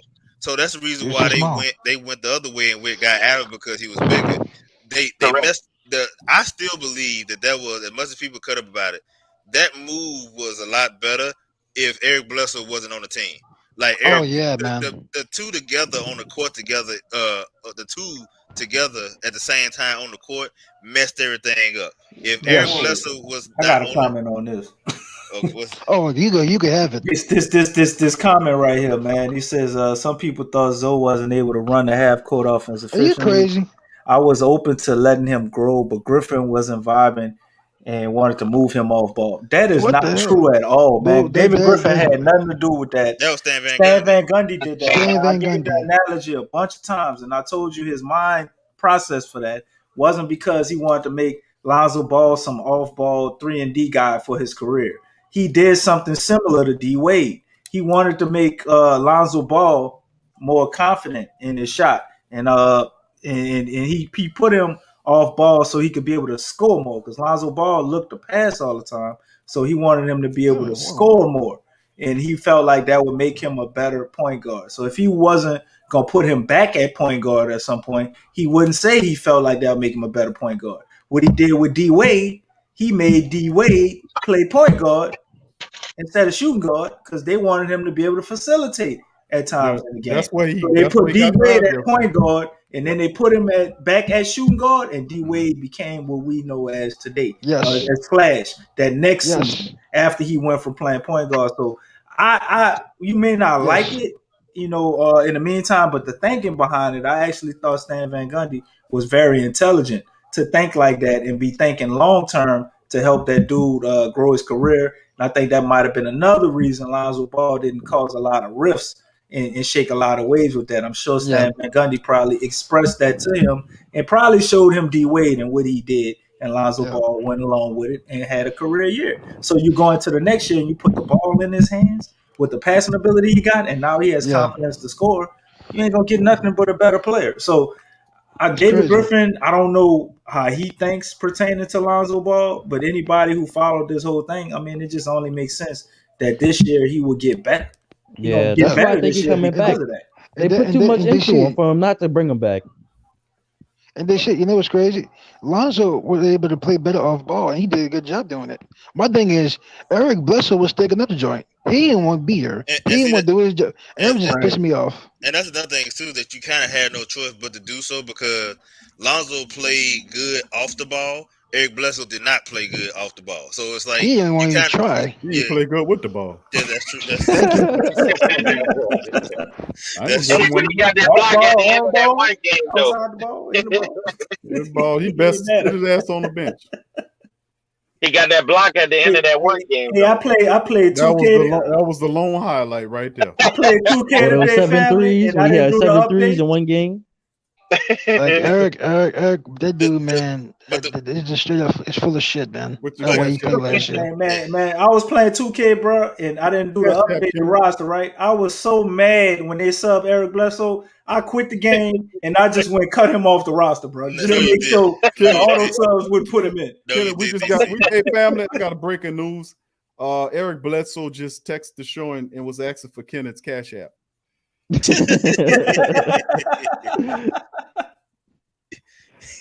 Big ups to the fam, man. Appreciate you. Got a new subscriber, Edward Williams, man. Welcome to the flock, brother Edward. Thank you. All right, Luke. Go ahead. I'm trying to go off on Man, Eric Bledsoe going to China. He don't got no money to be sending over no cash app though. Somebody, she's stupid. He got plenty of money. We pay him $18 million. He got plenty of money. Facts. But the thing is, though, I said the thing is, and this is what we're hoping for, is that Lonzo Ball, and I truly believe he will, has to be able to attack the basket ultimately. Like He's been working on it. He's been working on it, but I don't think it's just he working on it. It's also a mentality, because since he's been younger. See, that's the difference between him and his younger brother. His younger brother is an assassin. He can pass too, but his younger brother is like, you ain't got to tell him to shoot the ball. You ain't got to tell him to score. Aggressiveness. Yeah, that's the thing, and and I don't get wrong. I love Lonzo's character. I love Lonzo Ball as a person and all that stuff. And I'm so glad that he worked hard, because you don't fix your 3-point shot if you don't work hard. That's the one thing, and that's the one. He worked his whole mechanics, right? bro. And that's the reason why I get mad. The free throw. He's done the free throws too, so that's the only reason why I get mad, because I'm not a Lonzo stan. Like, Lonzo Stan's the one believe he's all world everything. I'm not that. I just get upset when people try to boo boo on a man that's working hard and trying to improve his game and has shown that he can improve his game. And that's my whole issue with this whole thing. Is like, look, don't get wrong. If you can improve the position. I'm if it calls for trade, do that. But I'm also a true believer too, is that if you look at the surrounding, like if you look at what's available out there right now, like there's nothing out there. This is out other than Kyle Lowry, and there's only reason why we so upset about the whole Kyle Lowry thing is about the money. Like, if it was $20 million, even $25 million, I wouldn't necessarily be mad. $30 million over 3 years? Hell no. But it is what it is. I would still be mad though. I mean, my thing. Just because I want Lonzo, I only want 1 point guard out there, and his name Lonzo Ball. I don't want no off guard, no two point guard stuff. I want Lonzo be point guard, and I want them to get an actual shooting guard. Like, I would prefer Tim Hardaway over Kyle Lowry, but at the same time, I do want not a start. But I just don't want 2 point guards back in the backcourt. But Kyle Lowry not the facilitator that Lonzo is that we need, though, man. Exactly. That's true too. But the difference, the thing is that Lonzo is a better, more elite passer, but Kyle Lowry, I guess, right now is a better. He's a better closer. He's a better closer, James. But how that's gonna help the team, though? The closing is at the end of the because we lost 14 games because we couldn't properly close them. That's it. That's the problem. So they're not crazy. Lonzo was at the 2, though. Lonzo was at the 2, bro, and Eric Bledsoe was the point guard. But for the most part, he did Lonzo. Even though Eric Bledsoe was the position point guard, Lonzo did have the ball more often than Eric Bledsoe. The thing is, again, the issue is that the reason why we did that, because we remember the first year we lost 13, 14 in a row. Last year we didn't lose 13, 14 in a row, but we lost 14 games that we had the lead going into the fourth quarter. And the thing is that one of those issues, one, we young as hell. 2 is also the fact that, hey, Lonzo, because again, everybody have already said it's just like in the NFL when they say cornerback is the harder position to learn. point guard is the hardest position to learn in the NBA, and it takes players time to get to that point. Now, my thing is that I truly believe that Willie Green with Lonzo Ball can help him, hey, stop the bleed. Now, the reason why, like I said, the reason why you would get a Kyle Lowry is experienced enough to be like, he'll stop the bleed. Great point. What'd he say? But here's why that's not relevant. Guy was talking about the taxes, like you don't have no state taxes in Florida. So if we gave him $30 million and then Miami offered him 25, like he probably take the 25 because of state taxes. And I told y'all there's multiple tweets going on. When y'all leave the show, we leave the show tonight. Go look on Twitter and look at NBA News. There's multiple guys, that are supposed to be credible, saying that Miami is really leading the charge right now to sign Kyle Lowry. But with the taxes, ain't it about which city that you playing your games in, though? No, if you're in the well, it is the difference. And wait, one more thing too. I don't think anybody's thinking about this. Where did Toronto play all last year? In Florida, Orlando, Florida. In the bubble. Tampa Bay, Florida. Yeah. Right. Yeah, you're right. He already at home. But here's the thing. Here's the thing. You're right. It's depending on what city you play in, but you play 41 games in your city, so that's 41 games that you don't pay taxes on compared to Louisiana. You're gonna pay taxes on that 41 games. You're not only just paying state tax, you're paying city tax, you're paying Paris tax. Like if you in Florida, you only paying maybe the city tax or not the city tax. No, you're not paying nothing. No, you're not paying. Yeah, you're not paying none of that tax. You that's all your money. But check this out, though. We talking about I'm doing a Pelicans post game report from Florida and not Jamaica. Got me thinking about moving, James. hey, that's why I'm in Texas, bro. That's why I'm in Texas. Yeah, they got no income tax, huh? In Florida, they don't got no income tax. Kickback to as Lonzo having the ball the majority of the time in the 14 games that we lost with Eric Bledsoe being somewhat of the point guard. How many times teams went to 2-3 zone and we got killed? That's more on Steven Adams than Lonzo, so we can't say that. That's not just Steven Adams. That's Steven Adams and Eric Bledsoe. Like that's hold on. Here's the thing that a lot of people don't understand when it comes to this whole. Hold on, Dan. Let me say this real quick because I wasn't finished with my thought. Okay. But how is it on Lonzo when Eric Bledsoe and Steven Adams get in the pick and roll? The team, in order for a team to win, they got to be scoring. So if Lonzo and Eric Bledsoe is the point guard, that has no relevance when the team going 2-3 because what can Eric Bledsoe and Steven Adams do? Lonzo can't defend their man and defend Bledsoe man and Steven Adams man and say like, okay, that's on Lonzo in the half court. When they're running the half court, bro, but I'm saying you're talking on one side of the ball because it's not only just them scoring, it's also you not scoring. And that's how you catch up. Like you're not scoring, so whenever there's a situation where they're on a run, because remember we all know the NBA is a game of runs. It's gonna happen, but at the same time, a lot of them games that we gave up leads, it ain't just a situation. If we kept scoring, we win. It's just that simple. If we score every time they score the basket, we win. The only way they stop them from scoring 2-3 zone. How many times did Antonio Daniels said, "Oh, here comes the 2-3 zone"? But if Steven Adams is your center versus Valanciunas or a big that can space the floor, what can Lonzo do about that? Or if you had Nickeil Alexander walk in for Eric Bledsoe instead of Eric Bledsoe on the court, do you still win? See, the thing that my point is, you have Adams by himself is not the problem. The problem was Adams and Eric Bledsoe on the court together, and also at the same time, despite all that going on, you also need somebody. I'm not putting all this on Lonzo, but you have to have somebody on the court to be able to stop the bleeding. Now, ultimately, the reason why people look at Lonzo because Lonzo is the point guard, and the point guard is the one that usually stops the bleeding. That if you look at Chris Paul whenever it was with the Suns, and you saw them other teams go on runs and they don't seem like they're scoring, who's the one that sit there and say, "Hey, look, let's slow this shit down. Let's get together. You know what? We're going to do what we know works best." Like, okay, prime example: when the Suns played us. What did they see that killed us every single time they go down the court? The damn pick and roll. What they did, the pick and roll every single time they came down the court. You know why? Because CP3 saw that and he said, you know what? Until y'all figure it out, we ain't gonna stop it. the reason why the Pelicans kept messing up and doing stuff like that is that we will see something that works and just stop doing the shit. Like that's the thing. Like we will have a pick and roll between Zion and JJ or whoever it may be, or with Lonzo, Brandon, whoever it may be.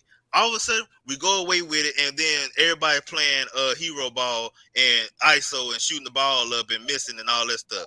That's the problem. You didn't have nobody on the court to sit there and say, "Hey, Bi, don't pull up and do that stupid shit over the corner.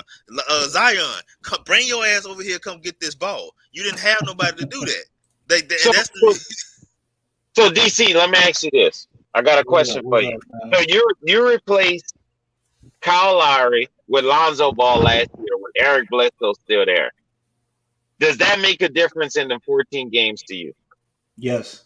Yeah. As much as I would love to say no, the answer is yes. So when they run the pick and roll with against Steven Adams and Kyle Lowry is on there, and we going out half court and they running 2-3 against us, you think Kyle Lowry makes that difference? Yeah. Because as much as I like Lonzo Ball, I think Kyle Lowry is more comfortable with shooting your goddamn eyes out if he got to, and you want disrespect. So at times I thought Lonzo Ball wasn't as confident in certain areas as far as shooting, catch and shoot, but other different areas he kind of started to gain that over the season. And to me, closing out games, Chris Paul showed you in the playoffs, man. When you want to close out a game and bury a team, you gotta go to that mid range, right? If you can't get to the goal and they kind of playing off of you a little bit, like you gotta take advantage of the mid range, man. The mid range that's the championship area. You know what I'm saying? That's the winning area. Bi has that mindset, even though I think he still need to get a little smarter. Kyle Lowry knows exactly how to manipulate the defense and move stuff around. My thing would not want him here though. Defensively, obviously, he's not what he was. And the dude, 35, man, he's coming off, I guess, a decent season. But he's 35 years old. You won't pay him all that money. Like we said earlier, if it wasn't a bunch of money, it'd make a lot more sense. But I think it just make way more sense to go with Lonzo Ball. And I think Lonzo Ball will actually learn being under a guy like Willie Green and having him there and whoever else they bring in on the staff. We got to see who the staff going to be made up of. Because what Stan Van Gundy was trying to do, let's be real, Stan Van Gundy's successful team, we saw with Dwight Howard, and we saw what he kind of did with the Heat. Never struck me as a team that played fast or up-tempo. Like, he came with the stretch thing and kind of stretching the court out a little bit, but he wasn't necessarily a team to play fast like what we kind of built this roster to do. I talked a lot last year about us playing at a disadvantage because we would slow things down. And it's obvious that this team is built to play fast. But I thought Stan Van Gundy slowed things down because they would turn the ball over too much when he would allow them to do what they really wanted to do. So that's why that turned into that. So if you want to have a guy in the half court to close out games, which is where you need to close out games, we're going to have to figure out what we're going to do in the half court. That's why Lonzo Ball lacks at Kyle Lowry excels, leaps and bounds above him, mid-range game, half court setup, pick and roll, and all that. But I did see a lot of growth coming from Lonzo Ball last year that would indicate to me that he'll be able to do those things and be able to close out games. And it's just a matter of experience. Like, the dude ain't had experience. Like, I know he's 23. He's been in the league. The boy been hurt so many times, you know what I'm saying? Probably missed 10, 15, 20 games every season. He didn't had off seasons where he was injured, so he couldn't work on his game. It's just a lot with that whole thing. And I think a lot of people just expected him to be instant grits and be ready. And he wasn't at the level I think a lot of people expected. So it's always been a lot of pressure on him. And I think it's the same thing last year. I saw times where he did the right thing, you know, but what we always wound up talking about was the times where Lonzo Ball messed up in closing out games. But there was games where he closed out and did everything perfect. Hit his free throws, all of that. And, you know, nobody talks about those. But we got about 10 minutes left in the show, family. We got Jay Black, who just came in. So we're going to let him spit his thing. And then everybody else going to get a turn, kind of say their last closing remarks. And we're going to go ahead and be closing out the show. What's up, Jay Black? What's good with you, brother? What's going on? I see you, baby, back in the whip, huh? always. You know, right. it's my job. My job is being a father. So the Lonzo Ball thing. So I heard a little bit about Kyle Lowry. Y'all saying now? I would say Kyle Lowry, his height. His height is a big reason. He's 6 foot. So we gonna play. If you had him last year replace Lonzo, well, he's gonna be playing a shooting guard. Who he gonna be defending? Then you see how people was attacking Chris Paul in finals.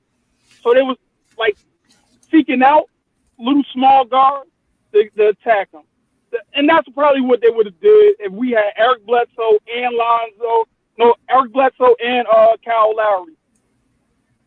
There's an issue with just the height alone. We'll be undersized in multiple positions. We'll be undersized in point guard, undersized in shooting guard, undersized in power forward. So what? You don't think that would force Eric Bledsoe to the bench, maybe? If we still had Stan Van Gundy, no. Without new guys, yeah, he goes to the bench. But I don't think he was going to the bench. And I was hearing that y'all was saying that Eric Bledsoe shot 34% from the year. It wasn't a lot. Eric Bledsoe with the shooting. He just wasn't. He was scared to shoot a lot more than him shooting bad. He didn't have a lot of. Well, he had enough shooting bad, but that's Steven Adams. I'm sorry, Steven Adams. Every time you can't have Steven Adams and Zion. Zion wasn't willing to shoot. Then you have Steven Adams. He just all doing just pick and roll, pick here, pick there, pick there. He's not willing to shoot. He's not really throwing the floater. He wasn't doing much of anything to attack or make people respect him. So every time Zion get the ball, point Zion, that's probably the real reason why we was running point Zion heavy like that. It's because you have him on the ball, then you have everybody else spacing out the floor, and they try to not to double team off of Steven Adams as much as they was. I just think Lonzo is a better fit than Kyle Lowry. He's not a better player. He's not a better player at all. I think he's a better fit over Kyle Lowry. Now, I would have said Mike Conley. Mike Conley is more of a pass first point guard that gets everybody involved, that can score, and he draws fouls. I think that's the major thing, that attacking the basket ain't the major thing with me. The drawing fouls is. Lonzo don't get to the free throw line nearly enough. He only goes to the line, I think, one a game. I think it went up a little bit this year. It's like 1.2. It's not. It's like 1.2 a game. That's the real problem with me, is he don't know how to draw fouls. If he knew how to draw fouls like veterans do, he'd get his point per game go up. Like if he went to the line 4 times and hit 3, that's 75%. That's 3 more points onto his average. That's around 17 points. Now we won't be looking at him in his negative light like we do. Now, if he attacked the rim better, I think that'll be better. That's basically it. I don't got that much about it. Like I think it's a great move bringing him back. Oh, bringing Josh Hart back. Now, I like that. I really like that.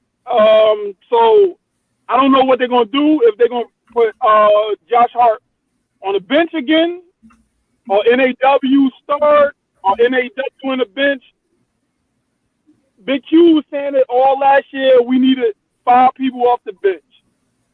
Right. 5 people on the bench that's very important. That's where a lot of our leads was blown. As soon as we go to the bench, when we go to the bench, Kyra, he couldn't D a lot of his people that he needed to D up on, the backup point guard. They always had a higher per game average scoring against him. I don't know why it was, but it seemed like he needed to improve his defense. I remember saying in the middle of the year saying that he needed to improve his defense. That's why he didn't want to play him. Then when Josh Hart, when he got hurt, we didn't have a backup shooting guard. We had to put it was just all over the place. We just had too many injuries, and people wasn't playing it, and they wasn't even playing 8 players. They was only playing like 8 players per game to Stan Van Gundy start opening up the bench. So I would say we need to have people coming off the bench as a real priority this year that can come and expel our rest of the players that are starting lineup. I think that's a major key to me. All right, anybody else Thank you, want J. Rock. to comment up next? Yeah. Well, Oh, he yeah, has some bro. great points. He has great points. I'll give him that. My thing is with the Eric Bledsoe thing, Eric Bledsoe never wanted to be here from the beginning. That's why he did what he did. And it's a shame that he played the way he played. That's why I'm so ticked off with him. Because I thought he would have did something he didn't even try. That's what pissed me off with him. Other than that, the bench thing, yeah. If we had a bench, if we had a bench, we probably would have never we probably would have blew half of those leads. But without the bench, it would probably would have never worked. But the Eric Bledsoe thing, that shit, you can't get me with that guy. Did not want to be there. He didn't try. Pissed me off. My thing is, I'm glad the guy's going. He got another team. Let them deal with it because he was a big headache for me. He was a big headache for Big Q. He was a big headache for everybody. So I'm just glad that guy's out here. Valanciunas is a big pickup. He gets placed for. He has a good post game, inside game. He got that sky hook. Then he can make free throws. Then he averaged 17 points and 13 rebounds at 28 minutes. That's limited minutes. You give this guy like 30 minutes a game, he's probably average 20 and 15. But you know that's just he's. But yeah, go ahead, Ben. No, I got a question. If you would have put Eric Bledsoe on the bench, would you still be upset? No. If he came off the bench and started the kid Alexander Milwaukee, it would have been good. Right. Yeah, I was cool. I've been saying that the whole damn season. We said that the first week of the season. And not just that. Stan Van Gundy didn't want to adapt. He didn't want to adjust. He wanted to do it his way. He was all stuck up. But then when the team went, he still put the news on the bus. Like, bro, you don't say that. Yeah. We got the win. We got the victory. We'll be going on to the next game. He didn't do that. He just kept putting the news under the bus. And him and BI got into it. Then that was it after that. That's just stupid. That's the only still one start the we know next about. game. Well, that's the only one we know about. He probably had to blow up with other people as well. I wouldn't be surprised. That's probably true. Yeah. All right, James. Go ahead, man. We know you quick on the trigger. I know you was up next. No, I was just saying with the whole thing is that I get certain people, want to knock Adams, and I'm not saying that he wasn't I ain't gonna say he was wasn't a negative, but I just think that Eric Bledsoe probably caused way more issues than Adams did, because if we talk about like everything, Zion didn't have a problem getting to the rim with Adams there. The issue came to be when, like, if you watch how teams played, it was more about Eric Bledsoe that did not respect his shot, his 3-point shot, like at all. Like he didn't have no mid range shot. Like a lot of them shots that he did make, I always felt like it was luck. Like it was just like God damn. All of them, Jay. I get it, but my thing, but again, if you watch, I get that. But if you watch how they play, like him and Drew Holiday shot about the same 3-point percentage. You didn't see them leaving Drew Holiday wide open at the 3-point line. You saw Eric Bledsoe being left wide open at the 3-point line, shooting that same percentage. Because he wasn't confident. That's what he lacked confidence. He didn't look confident. And see, that's my whole thing. Is like you sit there, you look like Drew Holiday is not a 3-point sniper. He's not. Like the whole reason why people felt was like, okay, we shouldn't be too bad off, because if you look at their statistics, other than Drew Holiday scored more points by like maybe 2 or 3 more points, it was pretty much the same percentage everywhere else. Like it was damn near mirrored each other. So a lot of people were like, oh well, we shouldn't be too bad. He drew Holiday light. That's what it was. No, he was Drew Holiday sugar free. That's what it was. He was nothing nowhere near fucking Drew Holiday. And he, like I said, it was motivation too, because I also believe that he didn't want to be there. And also, if you also paid attention, if you watched some of them games where the times that we did look like we put up a defensive effort, Brandon Ingram is fighting. Zion is fighting through screens. Lonzo Ball fighting through screens. Then somehow Eric Bledsoe, man, get wide the fuck open. It's like we had it. Yep. We did everything right. He just be standing there watching. And or the Just dude looking. and like And his man at the basket, he looking at the other man. Like what this guy doing? He wasn't attached. right. Everybody defended for 22 seconds, and somehow for a second and a half, he let his dude get wide open and hit a three. You sitting there looking like we had it. We was doing good. Remember when Lonzo seen that time when he let his man get behind his Lonzo was like, yeah, exactly, yeah. And so like when people sit there, and I can't blame other teammates for getting deflated with just like, what the fuck am I doing this for? If every time we do this, I'm working hard, I'm sweating my ass off and everything like this here, and I turn around and he like looking up at the stars and shit, like I'm gonna be upset.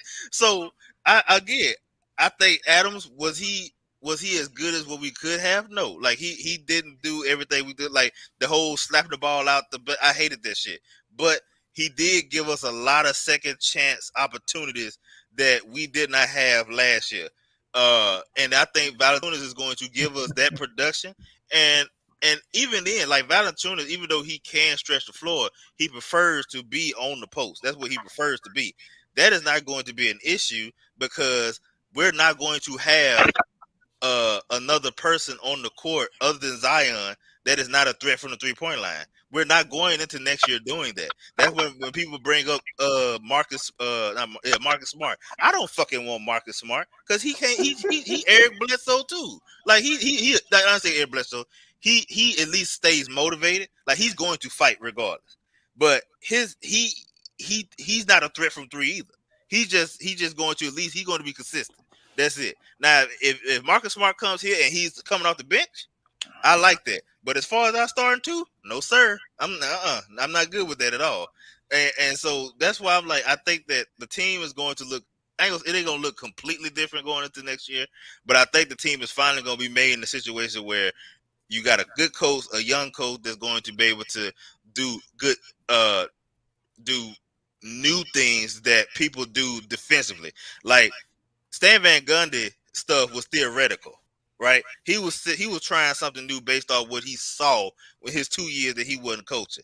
Willie Green literally just coached the 6th ranked defense, a top 6 ranked defense in the NBA, and what none of them dudes on the defense stoppers. Like if you sit there, you look at it, like none of them, like Devin Booker is not a shutdown defender. Chris Paul is not a shutdown defender. Jay Crowder can defend, but he's not shutting nobody down. He just frustrates the hell out of you. The only person on there that you can legitimately say was real good at defending was DeAndre Ayton, and he was just a deterrent from the basket. That's it. And he still was able to create a top 6 defense with that. And you can't sit there and tell me he can't come here and do the exact same thing with this team if we get the right pieces. Mm-hmm. All right, wrap it up. Nah, but like we talk about Lonzo Ball, I got this to say about him. Like, I'm not really disappointed in him in this year. Like, I didn't really have that many expectations going into this year. But given the situation that he was handed, he did his role. I feel like he did his role. He improved his game. He improved his confidence. He showed what he could do. He showed improvement. He showed that he works hard. So I'm really happy with what I've seen from him this year. But I got a question. What y'all think the market is for Josh Hart? Like, what you think the other team's gonna pay for him or offer him? 8 to 10 million. He'll have a market. 12? I don't believe the 12 talk, man. I heard that, but I don't know if I believe that. This is COVID still going on. You know what I'm saying? I don't know if I believe the 12. Josh Hart need to go, man. I'm gonna be that's my hot take, bro. Like y'all high on Josh Hart, but I'm not. A lot of games Josh Hart was bricking, man. I'm gonna be real with you, man. I understand. No, he hustled. No, BQ. I understand, bro. Listen, I understand. Josh Hart was playing positions he's not supposed to play, but Josh Hart was not like a plus to this team, bro. He was not finishing at the rim like he used to on the fast break or as a one man, like, bro. I don't see why y'all high on him like that. I can say why I'm high on him. Because he averaged 9 points, he averaged 8 rebounds, he averaged 32% from 3-point line. He was one of our top defenders. He was one of our top rebounders. The name is his game. Compared to who? Yeah, he damn Compared sure to had who? all the heart too. Right. When people Yeah, that was when hustle when plays, Hart, man. Compared to who though? Hustle plays. Compared All to them who? hustle What do you mean plays. compared to And he who? cared about the team. The Okay. man came off the bench, bro. And he was like the number 3 top rebounding guard in right, the whole Hey, league. hey, and let Off us Jay. the not bench. Right. forget, and let us not But forget compared that to Josh who? Hart. Well, let us Well, not forget that. Everybody. Hold on. Let's not forget that Josh Hart was being played out of position too. A lot of times he had yes, Josh Hart being played. He was playing all kind of ways, and he was being man. productive. So I mean, when you got a player with that kind of ferocity, man, that his name is his game, like that, Josh Hart gives you 110% every night.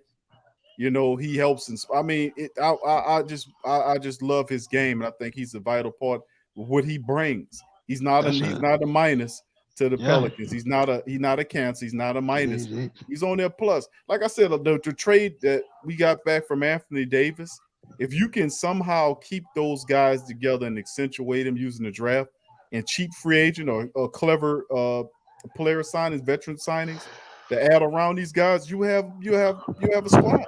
And the only reason, So at the end of the day, if we sign Najee Marshall again and Josh Hart is gone, are you really upset? But Honestly. Najee Marshall's cheap.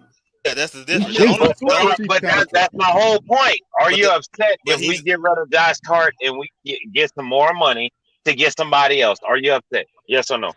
I'm Or not with all of upset, what but you just said? I don't respect. I don't have no respect really. I mean, I lose respect. that's not a losing respect to anything. It's just a simple way. It's a numbers thing. Like Josh Hart. Only reason why Josh Hart ain't coming back or would probably won't come back is because of the fact that you just drafted Trey Murphy. You got Najee Marshall and you got Didi Louzada. All these guys who are bigger than him that can actually play a wing position.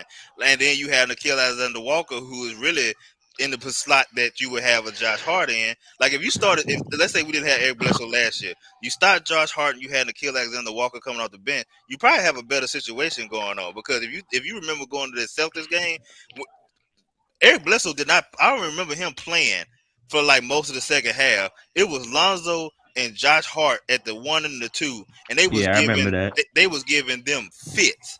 Like I would start Josh Hart though. That's what I'm saying. I would start Josh Hart But that's over flashpoint. Nickeil. What about the games where Josh Hart couldn't hit a goddamn three, couldn't drive it to the rim, or hit nothing? Man, bro, like we gotta understand. Like, okay, he gives Hart. I understand. His name is this game. I understand It's not all just that. the hard aspect. His defense acumen is there. But His my- rebounds. But what you get with that, you get with Najee. But no, you ain't getting what not. I mean, listen, if Najee Marshall's good. Najee taller. That's But the right. difference. But Josh Hart, man, listen, he was playing 4 at spots last season. He averaged 9 points a contest with 8 rebounds, bro. That's a double. That's a double double. I don't know what you want him to do, bro. I mean, he did. He missed. He right. He did miss a few 3-point shots, but so did Najee Marshall, the guy you saying that you want him over. Najee Marshall led the league last year in double dribbles. In travels, I mean. All right, okay, but cool. All right, cool. But look at what Najee Marshall came in. Court, huh? I mean, I said, man, Najee Marshall double dribble, traveling his ass off every time he got like, oh, there you go again. Yeah, but Najee Marshall not hurt like Josh Hart though. So that's all I'm saying. Josh Hart only got hurt one time. He got hurt one time. He only got hurt one time. And then we didn't get. What you got against Josh Hart, man? This man just could come in here. No, with Josh Hart last year. The only person I know who don't like Josh Hart. That's a Bulls fan, bro. You the only one. No, I don't have nothing against him. I'm just saying, like, I'm not upset if he's not on this roster next year. I don't think none of us said that we'll be all of a sudden so upset that he's gonna be gone. The thing is that what we're saying is like you can't also at the same time just poo-poo what he did on it or what he would, because sometimes you just got a guy that you can't just compound the numbers. You just know when he on the court, he make a difference. And that's what Josh Hart was. He was one of them dudes that make it. Yeah, there's going to be some games where he was 0 for 5, 0 for 6 from 3-point line. You know who else does that too? That was a lot of games. Marcus Smart does that too. I be doing that too. And every time you turn around, you hear about how the Celtics missed Marcus Smart because he was that dog that they needed on the court at that time. So James, you know why I say I lose respect though? I lose respect because they can't treat somebody well that's been treating them with all their heart. Like Josh was giving them everything he got, and you can't treat somebody that's been giving everything to you with the same respect. That's why I'm losing respect for him. It's not, to me, that's not even a situation of where you lose respect. It's like, okay, bro, like you getting like one, if we got a guy that can at least give us a little bit of what you give us, and he's also taller that we can truly put at the 3, because we got a 2. We got Nikhil Alexander-Walker. Because if you sit there, you think about because unless you put BI, like no matter how you put it, either BI gonna be the 2 or BI gonna be the 3, or you have Nikhil Alexander-Walker at the 2. Like Josh Hart is still going to struggle trying to figure out a way where you're going to put him in the game, and then you have Najee Marshall that gives you at least somewhat of what it, and he's a actual wing. He's 6'8", and he can 6'7", 6'8". He's an actual wing, and then you use that $8 million or that $10 million that somebody is going to pay him to really improve your team, not just to go and find another Josh Hart. You're gonna combine that $10 million that you was going to pay him to go get someone that is significantly better that we really, really need. That's just how a good team makeup. Because remember, we did shit like that in the past where we would pay people that we shouldn't have paid and we got stuck.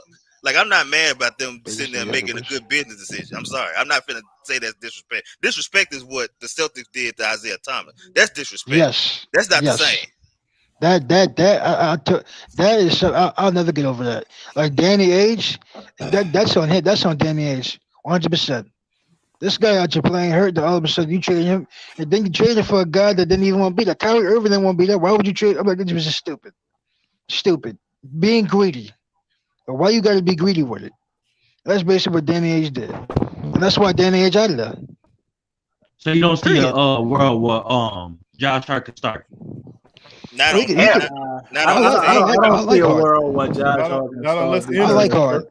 Because I think whoever they put in the starting lineup, they really gonna lean on them to be able to have that stretchability. I think we're gonna want to have a situation where if when Zion's in the lineup, pretty much everybody out there can hit threes like reliably. I think Josh Hart can possibly, but he ain't really showed that on a large scale here.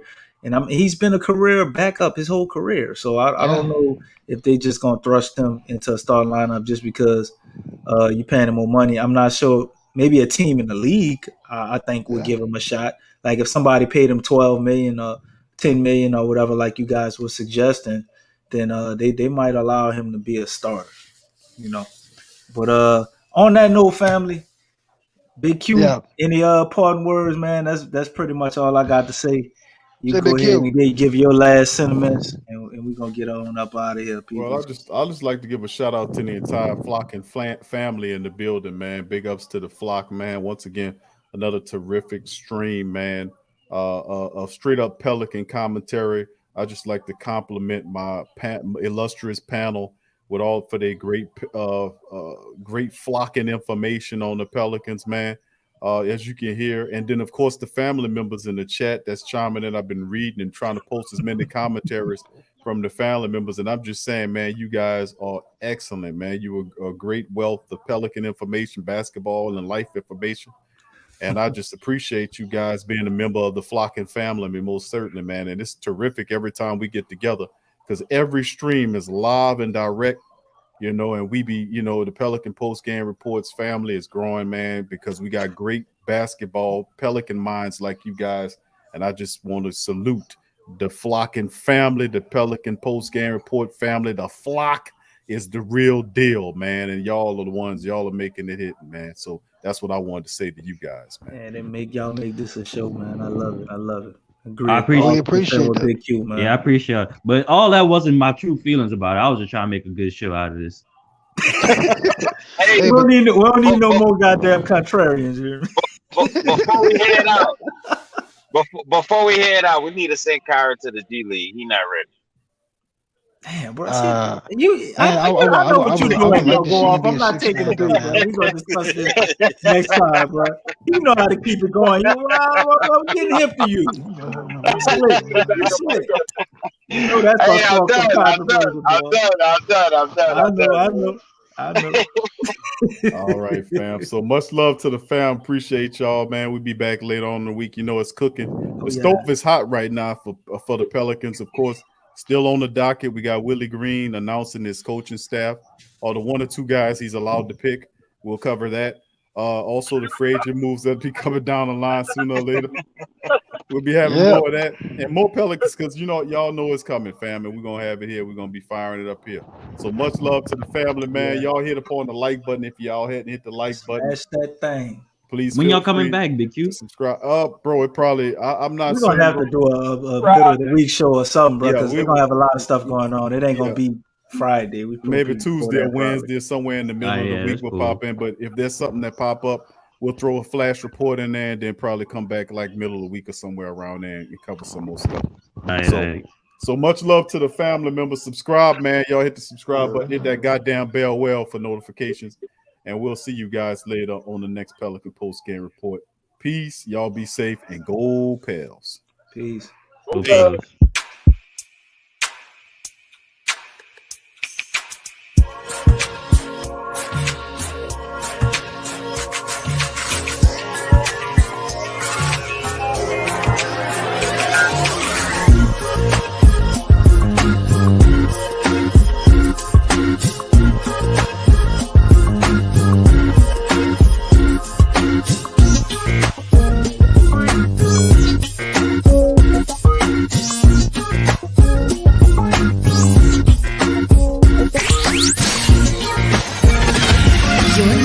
to the Pelicans post-game report on the PRO Media Network for all things Pelicans.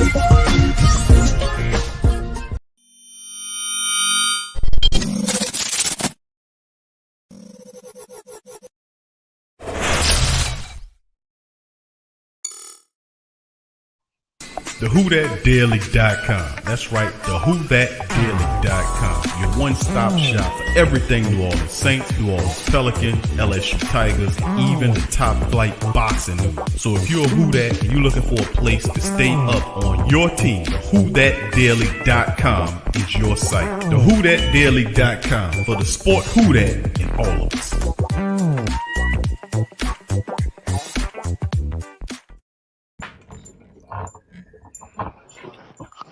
What the hell you still doing on my screen?